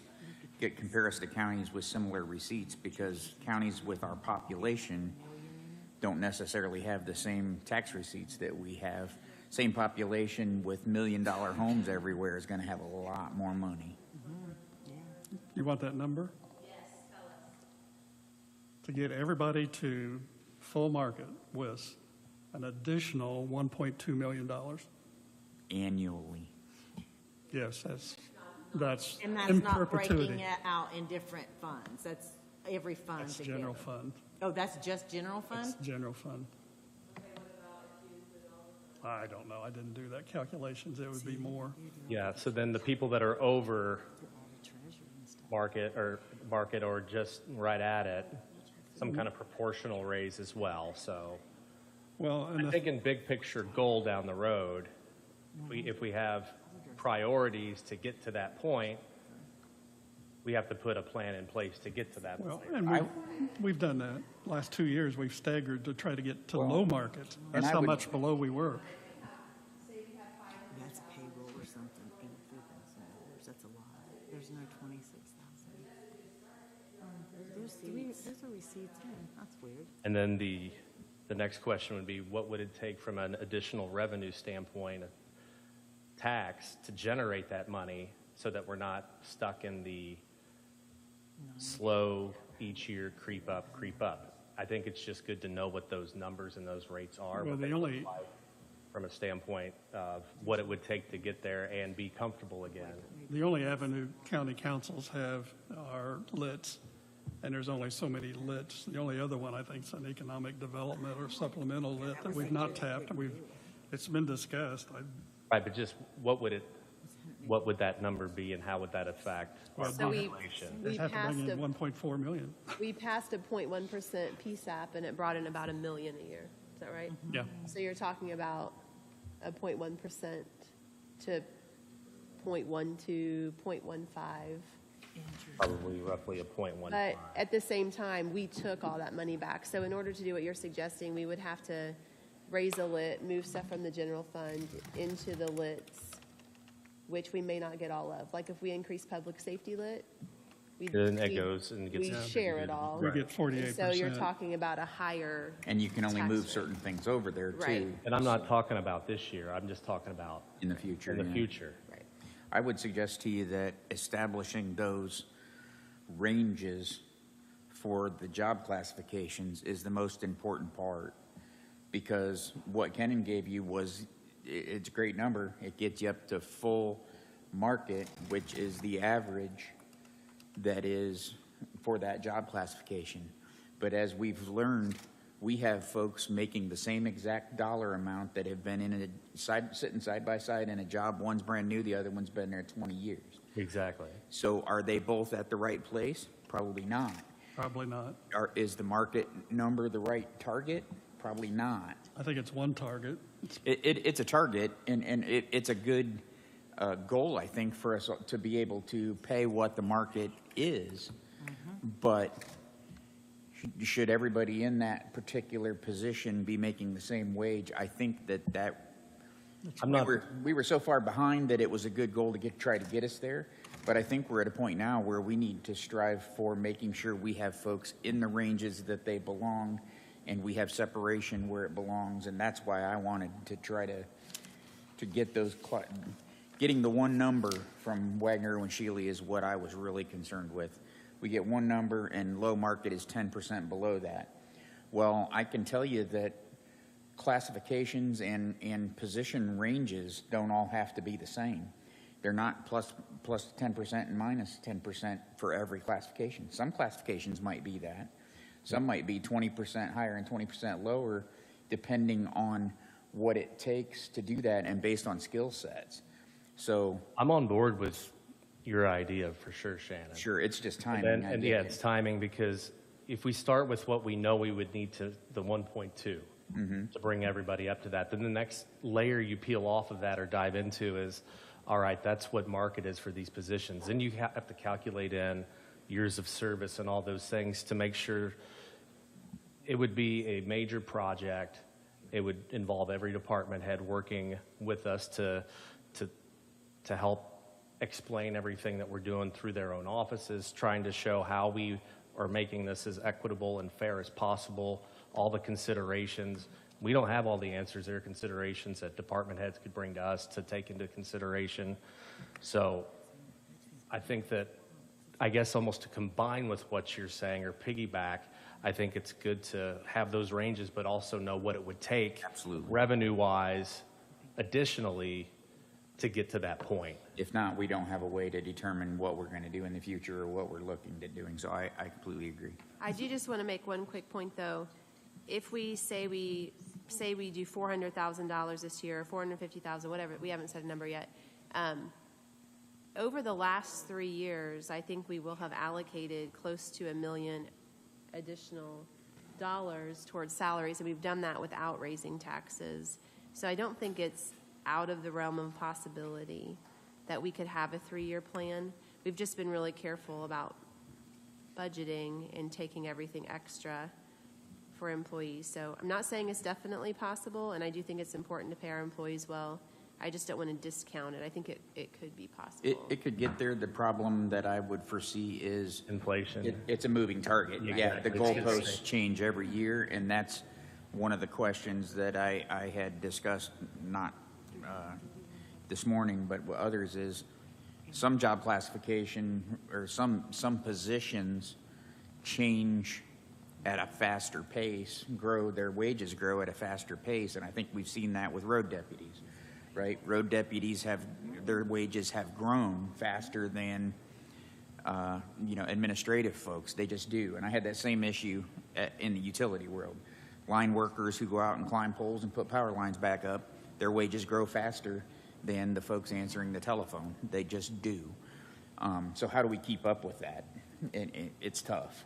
Because of all the external market factors are always going to Exactly. point directly to, all right, where's that goalpost going to be? Yeah, I would like to call Addie, speak with Addie to see if she can give us, she's been giving us the one number, but she has what the low and the high are in her repertoire of what she's comparing for us. I would like to have her provide that to us for our August council meeting. Give us the low and the high for every job classification. I don't want persons in there. I don't want employees in there. I don't want exactly where they're at. I want just the job classification guardrails. And let's take a look at them. And that she'll have them for current. Now, I don't know that we can make adjustments to them for next year, but I would like to at least see what those are. And maybe she can throw something together for what she thinks it looks like for 24.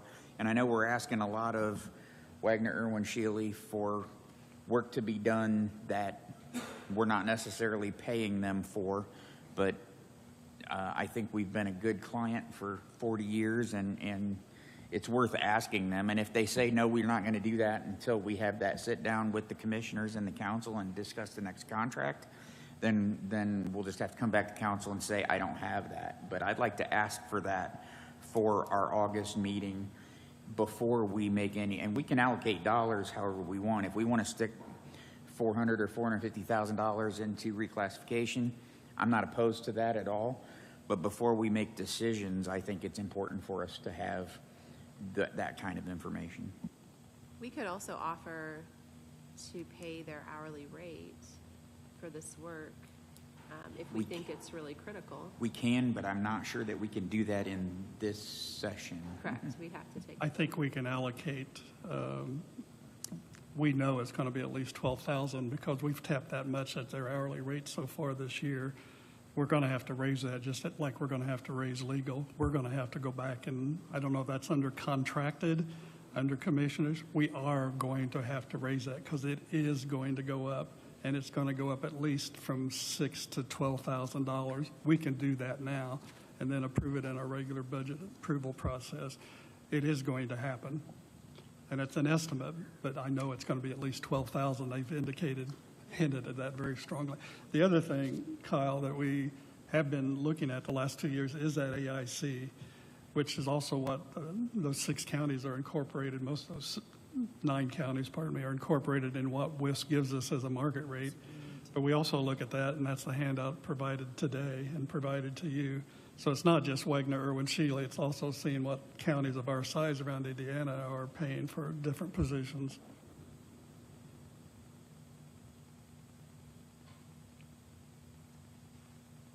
So are you guys going to increase the job classification maintenance line then? Because we only have $5,500 in there for Wagner, Irwin, and Shealy.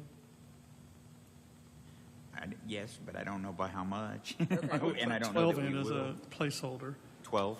That's what they indicated in that letter they Yeah, sent us. That sounds about right. That's what that's the amount of their time that we've used from January to July. Yeah, so when we sit down, it's probably going to be higher, but we know it's going to be much Yep. higher than 5,500. I'm fine with 12, and I sent this out in a text message or an email to a few councils that I've been communicating with regular, but at $5,500, they're a damn bargain, and they're a damn bargain at twice that amount. Agreed. So they've got the tools, they've got the talent, they've got the data. I just don't think that we have been using them, or maybe we haven't needed to use them as much, and we're not abnormal, as they said. So I think historically, it's the HR person has been the main contact with them, and it's branched out. And I think we need to embrace what they're doing, figure out how to do it the best way, and then accept any limitations that come with it, and that's how we become more fair, so to speak. Nothing is perfect, but when we try to alter what they give us, it's also not perfect, if that makes sense. So we just make different mistakes with it when we go with something else. So let's take what they give us and figure out the best way to use it. But at least we're making more educated mistakes based on Right. real data. Yeah, we make mistakes based on their recommendations rather than our lack of knowledge, we'll say.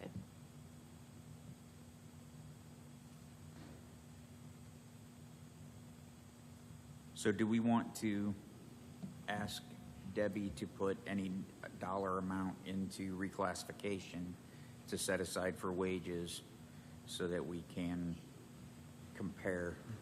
I moving think forward? it makes Debbie and Bobby's job easier if they can go finish up the budget and get it ready to submit. Can you submit it that way with it all in Just as reclassification long as you have enough in there.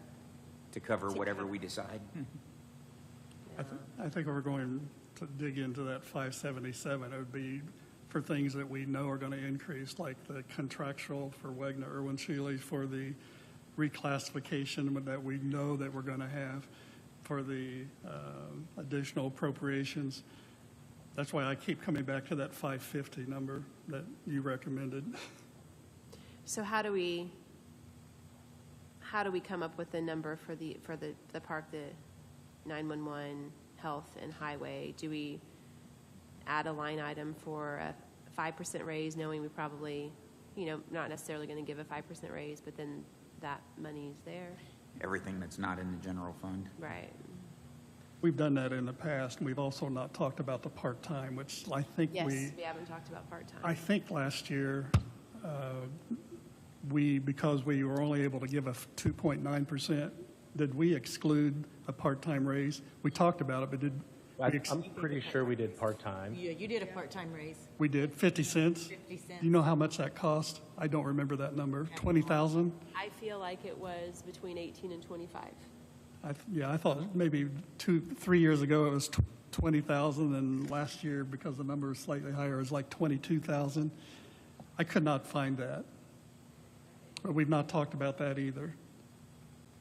And right now, it's what, 13? The minimum, It varies. It varies from office to office. but we recommended a 13 floor. 13 is the bottom of part-time. Yes. And we had some 3 years ago that were under 10. And we said this, we went to 12, and I think 1250, and then 13. But I think it was about 22,000 last year to do that. It could, but that's general. That's that much less for raises.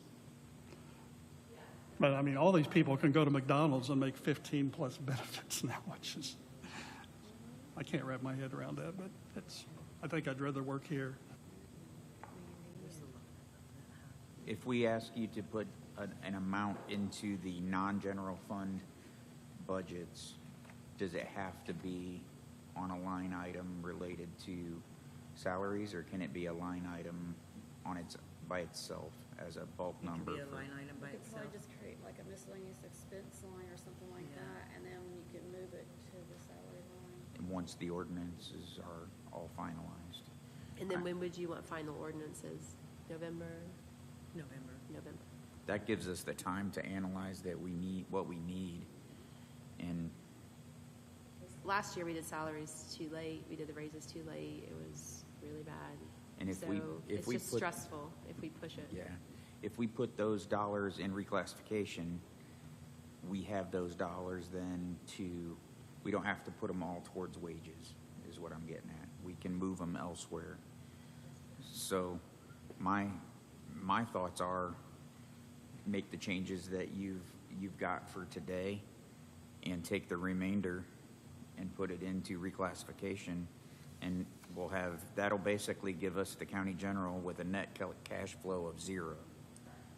So you want the whole 577 in reclassification? And then we need to talk about those other 4 funds. Is that what you want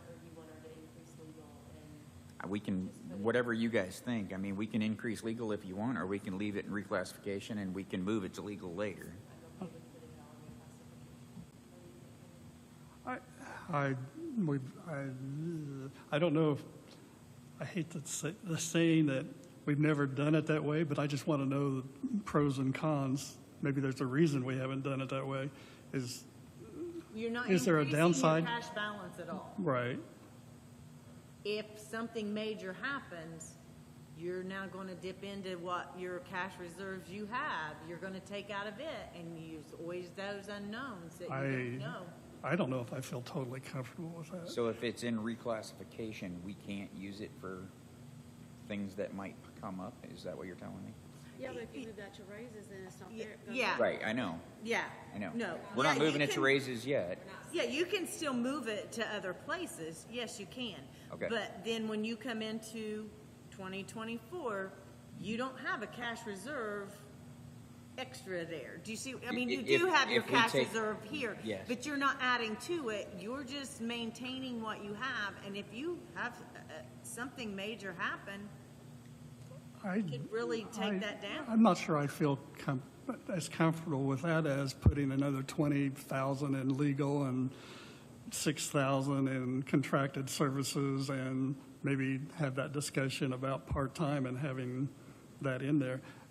I shared with you a spreadsheet, 550. I keep going back to that because I think that's a good, safe number, especially considering the things we added in the last half hour, is enough to give most every employee, except those that maybe are over WISP currently, those outliers like GIS and some others, a $1,750 raise. Sheriff polls $2,750 raise because we told them and promised them it was a 3-year boosting them up because they were so low and non-competitive. This would be the 3rd year of that. Then we need to do another 3-year plan for everybody. And or a 5% raise for everybody, or a 6.25% raise for the sheriff's department. 550 will do that for everybody in the general fund. Then we'd have to talk about those 4 funds that have a different tax rate. So I think that what Shannon is saying is, we could do that with the 550,000, but if we put it all in reclassification, because we have to hold it someplace, and we decide to do less, that money will stay in reclassification and it could be used for legal or other things. So we're just basically not committing. We're saying we could spend up to 577,000 on salaries from the additional salaries from the general fund, or additional legal, but we're not deciding yet because we haven't We won't decide Gone until through the the actual process. salary ordinances are complete. in November. So we're deferring the decision, but I think the dollar amount's gonna, if you're saying 550, then you're only leaving 27,000. Or are you saying 550 from all the funds, Kenan? Or are you saying 550 from general? The 550 was just for those general fund. Yeah, so you're saying, in your scenario, you're saying use all of it but 27,000. Yeah. I'm fine with putting 20,000 in legal and I don't mind doing that at all. I mean, in the overall scheme of things, that's what we were talking about anyway. We are just talking about allocating it later. If you would like to put 20,000 in legal and 7,000 in contracted services, I'm fine with that. I think we need to do 85 in legal to get it up to 200. What's the percentage used so far, Kyle? Do you have it in front of you? I can tell you right now. Spoken as an attorney, right? Yeah, because I said when one attorney's involved, a bunch more get involved, and the expenses exponentially increase. Well, for every lawsuit, we have a copay that we have to pay $25,000 for. That can add up in a hurry, and that's an unknown. We don't know what's coming down the pike in 2024. We never know that. When we had the lawsuit relating to the jail overcrowding, it was $25,000, and we got a bill for another $75,000. So, someplace, because it went to the feds. So it wasn't all covered by insurance. I don't think we can budget for the what-ifs, but That seems a little high to me, Kyle, but I think we've used,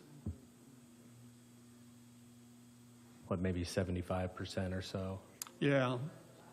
And part of that, we I'm took, looking at I'm looking at it right now. we took 10,000 and put it into the council. So, yeah, I'd bring it down to 70%, but yeah. And we're only 56% through the school year, through the calendar year.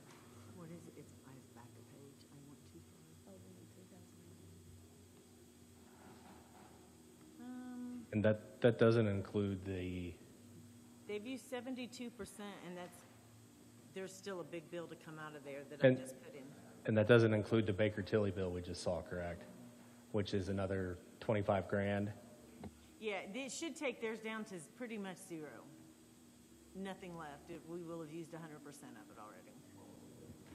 You guys put $100,000 in it. 100,000. No, we increased it last week. No, Last year was I thought you 100 said grand. Last year, okay, I'm sorry. Yeah, was it 115? 115. Yeah, that is not enough. No, we took it down 5,000, I think, because we're going to use ours. Normally, we wouldn't use ours, but Baker So Tilly. can I ask, can we not just combine them all back together again?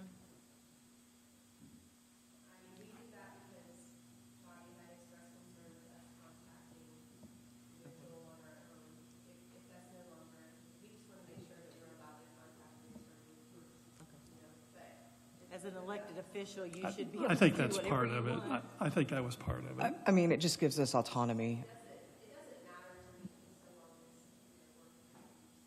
Okay. I couldn't remember the reasoning behind it.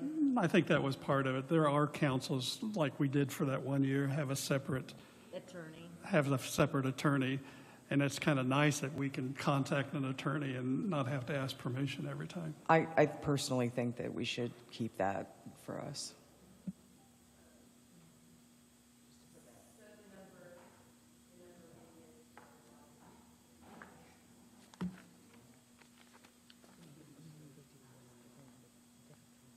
I was just kind of parroting back what Kyle said. Maybe the number is 200,000. I don't know. That seems high to me, not knowing, but it needs to be higher than 115 for sure. I think 150.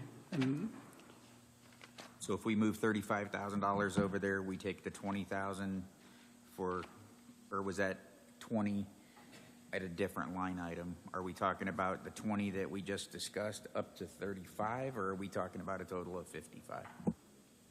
I was talking about going to 150, and let's see what happens, but it definitely needs to be higher than 115. They only requested 100. Yeah, I think 150 is probably the sweet spot, looking at how much I have to used disagree. year-to-date. I understood. I think that, I think, Debbie, did you guys say maybe 200 to 300 would be a reasonable fee for, or amount to add for next Well, year? from what they've spent this year, it's going to be pretty close between, I guess depends on what comes up. Yeah, just because it happens this year doesn't mean it's going to happen again next year. But I'm aware there's a bunch of issues that are occurring behind the scenes that are going to require excessive legal funds compared to what we have this year. Yeah, Kyle, can you fill me in on that? I obviously have not been here in 2 weeks, but I've been trying to follow along as much as I can. I But can actually send you an email, a summary of legal issues from Joel. okay, yeah, Good, or Kyle can do it now. sure. Either way, I feel like I'm behind on that. And then if we budget it at 150 and we allocate, I feel like if we budget it at 150 and then we allocate funds to reclassification, we're still sitting there with $50,000 that we may not be able to pay employees when we go over the 150 if we calculate that into the raises. You follow? So we're going to be we're still going to, there's still going to be wiggle room. Yeah, just because we put it in reclassification doesn't mean we have to allocate it for raises. That's, Correct. we just need to be cognizant of that when we do those. Don't do like they did in 2010. In 2010, they used $727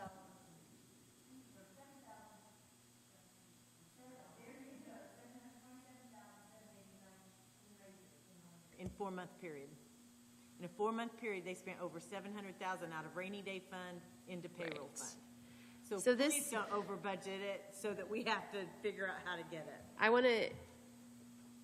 I think it helps me to think about every year since I've taken office, we've budgeted every single dollar of expected receipts. And our cash balances have still, in 21, they were 2.8 million. In 22, they were 3.1 million. In 23, they were 3.8 million. In 24, they were 4.2. So 24 hasn't happened yet, that's projected. And then in 25, projected to be 4.27. And then in 26, they're projecting 4.19. So even though we're budgeting every dollar of expected receipts, I think our projections are conservative from Baker Tilly. I think there are some dollars that come back to the general fund budget that aren't spent from budgets. So in my mind, even if we, and I also will make the point that we've done additional appropriations every year I've been in office too. I think just a little bit more this year than we have in the past, just like legal's gone up a little bit more than, Well, we did hundreds of thousands from the safety lit for inmate housing. right. I mean, it wasn't from the general, but I feel like we haven't really done a lot of additional appropriations so far this year. So if we end the year with, say, $250,000 of additional appropriations, we'll probably break even with additional tax receipts possibly that were just a conservative estimate. Well, and I agree with your statement that Maybe. Baker Tilly is conservative in their calculations that they give us on the 5-year comp plan. I do not think that they, well, Shannon and I had this conversation recently, that they even include the supplemental lits, which this year was $240,000, I think, in the general fund, and it was some in the jail as well. And that's not even calculated in. So we have places for buffer. Also, our reclassification was 50 before we talked about adding the 600 and whatever, or 577 in there. We have 50,000 there already for those unexpected expenses that we've had to tap. That wouldn't have been enough to do the 240 in additional appropriations, but it is a nice buffer. I want to be clear that I want our employees to be paid more, and I want to give them raises. I just, also from a conservative standpoint, we just don't know what the future will hold. So just letting it be known that I'm for paying our employees more.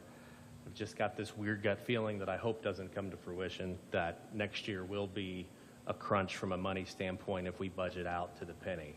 I'm not saying that anybody, like Susan, your numbers are all great in the projections. It's good the way things have been going.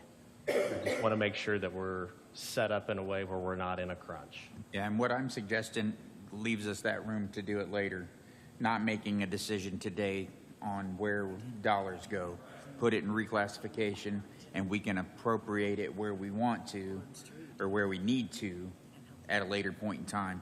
Understanding that we are on a timeline for salary ordinances to be done.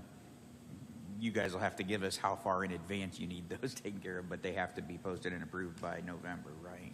Yeah, So- but we need them by the 1st of November. I mean, Okay, because sure.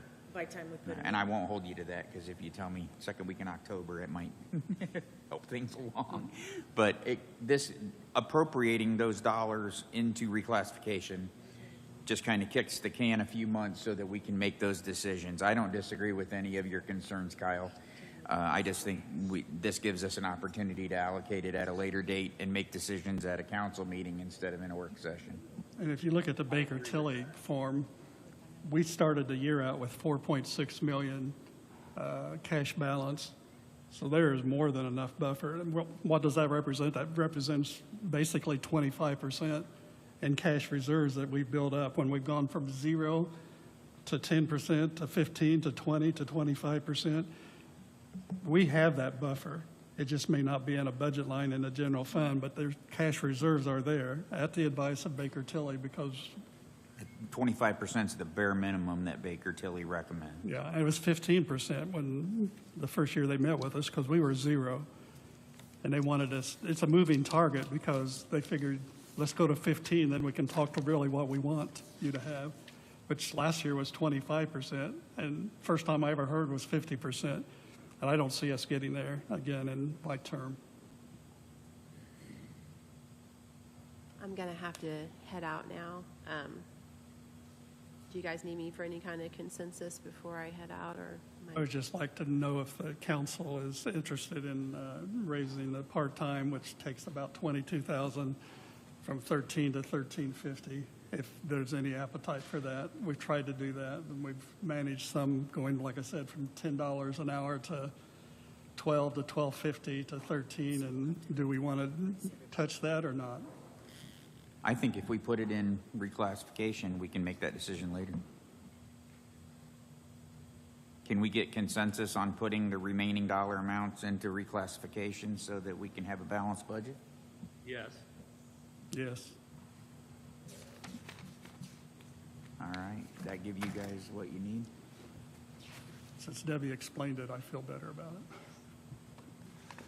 I just don't want everything that comes up has to go through the council, like every single. Sure. I think we just will have some decisions to make later this year to make sure it's, and if we got to make additional appropriations or move things after the first of the year, we may have some buffer in there to do that, depending on how raises are divvied up. Thank you, Susan. So you guys can make those changes and take whatever the net dollar amount left over is, put it in reclassification, and we can revisit this. What changes exactly did you make? We made, It includes we added 50? 20, we added 20,000, right, to legal. I think We increased legal to 150. 150, so that would Okay, be another 35. so we're going to increase legal to 150. You talked about $7,000 to professional services, Kenan, Contracted for basically Wagner, Irwin, Shealy as a as placeholder. an additional amount for Wagner, Irwin, Shealy. They took it up to 12,000. Yeah, it took it from 55 to 12,000, so that's 7,000. $6,500. And then the remaining amount will go into reclassification, and our net cash flow for general fund will show 0 on this Baker Tilly sheet. And then we can make salary ordinance changes later. So now we need to go through then, and everyone that has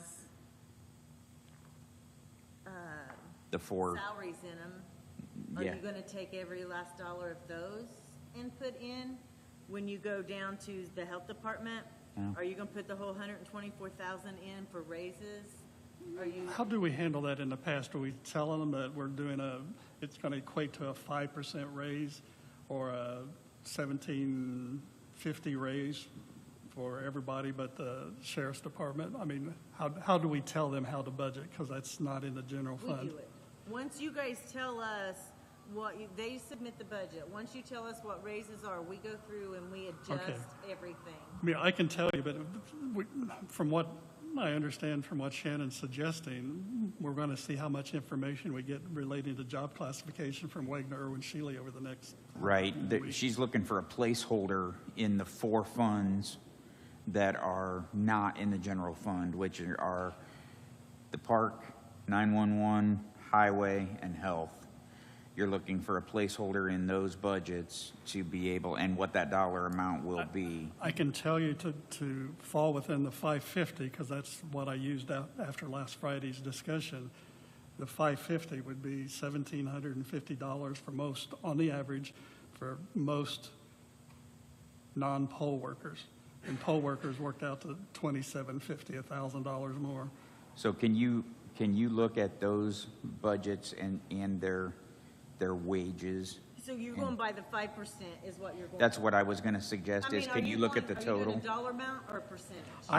I would prefer a dollar amount, because those most under Wagner, Irwin, Shealy are at the low end. They still are.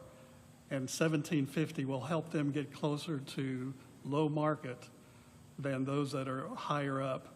5%, as I discussed with Addie, does nothing to narrow that gap. Our low end are much further below market than our high end. So can we, 1750 helps them proportionally better. we're just how do you talking about a do the- placeholder right now. Can we do 1750 times the number of full-time equivalents in each of those 4 funds and put it in as a placeholder so we can see where it looks, what this sheet looks like, where we're at in the budget? Yes. So, okay, because, The health department has all the new funds. have. I mean. I know. They're going to do what they can do. Let's just put it in there as a placeholder so we can see what it looks like. I think Health Department and 911 are both kind of still up in the air based on the new funding sources for them.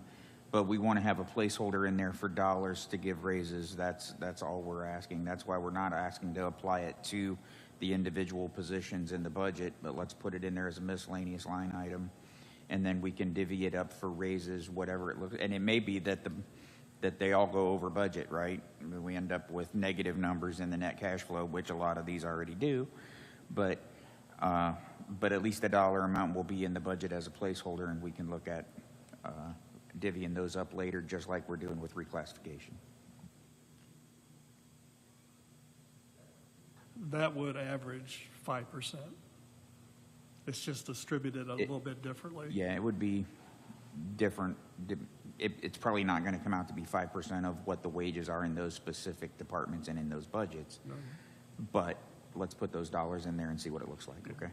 That's just what it averages is a 5% or 6.25 for the poll workers.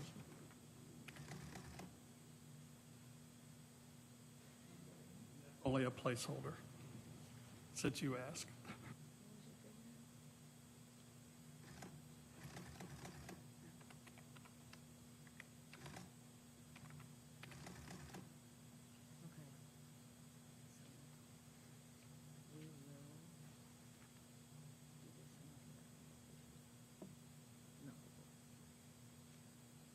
Okay, so that's all we need then? You guys are good? I think so.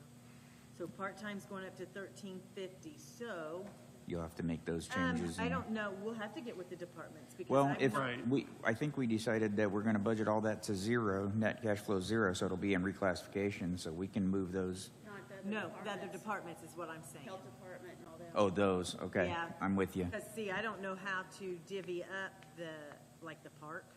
I'm not sure how to divvy that one up to how many part-time she's got. to Yeah, because you don't know how many hours are associated You're with going to have to that. get more specific data, which I did not have. I mean, Yeah. I know it took 22,000 roughly to increase part-time 50 cents an hour based on the numbers I think HR gave us in the last few years. Of those, But I don't have that current. do all four of them have part-time employees? All of them have part-time Yeah. employees.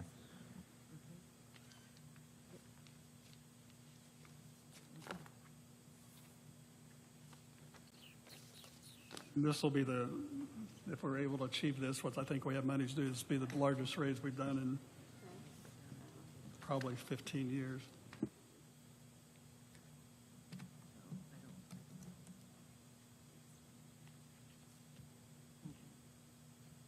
Would it be feasible for you guys to count the number of part-time employees that are current or on the payroll?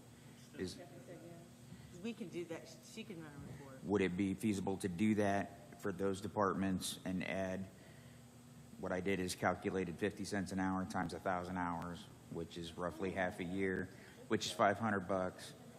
So are you giving a 50-cent raise to all part-times, or, because some of them already make more than 13? I'm just trying to get a placeholder number is all. I'm We've not giving said in them the any number. past, because I think the recorder's office last year, Linda said, I don't need or want to pay, I know what's going on in my department. We suggested that as a floor.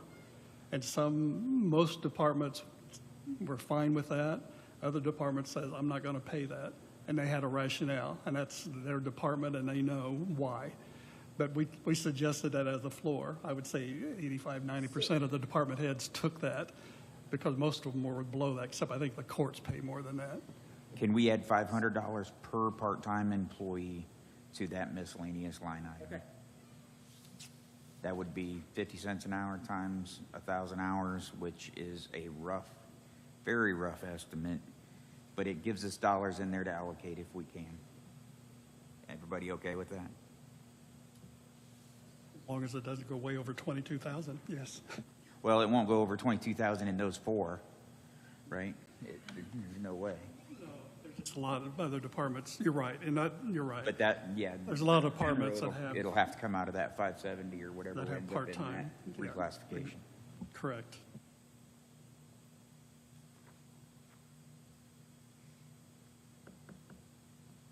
And there's some outstanding job classification considerations are you, that are hanging out there? Like, we have one over there. Is that still going to go run through the regular system or what? As soon as we get the regular system fixed. Okay. I mean, I sent out an email suggestion that job classification be suspended until we get it fixed. Job classification committee meetings. You agree with that? I don't really know, still making my mind up. They're still playing catch-up.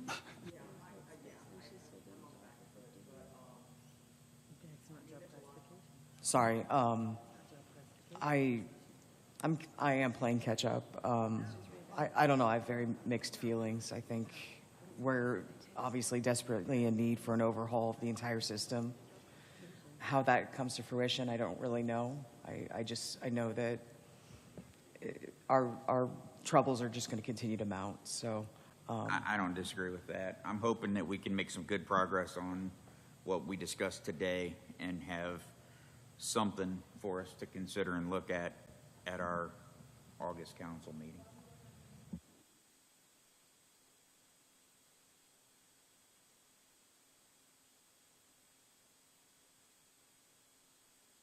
To discuss. Completely agree. Completely agree. Yeah, I don't disagree with that at all. What I don't want to happen is a whole bunch more requests for reclassification of jobs. Like, I won't even send out an email for a request.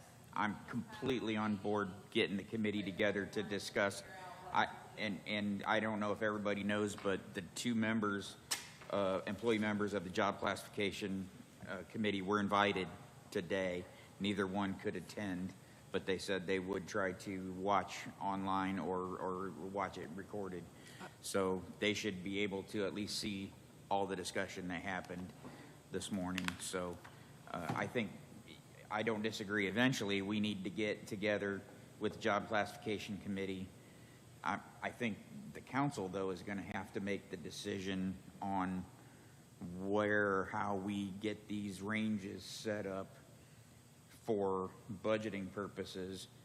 And if it makes sense to get the job classification committee together before the next council meeting to look at that, it'll kind of depend on what information I've got back from Wagner, Irwin, Shealy, and Wynn. But I'm not opposed. I think the committee definitely needs to have some input in on what that looks like. And then we can kind of go from there. We also have a department heads meeting coming up soon that will have some input into what some of that will look like as well. So a lot of moving parts. Pardon me for interrupting. I appreciate Bill getting that reformulated, reconstituted, whatever the term is in food processing. But at any rate, I think one of the subjects that kept coming up is this perceived and real unfairness that somebody leaves making $45,000, let's say, with 25 years of experience. Somebody comes in needing heavy training and no experience comes in at $45,000. Everybody sees that that's not the right method.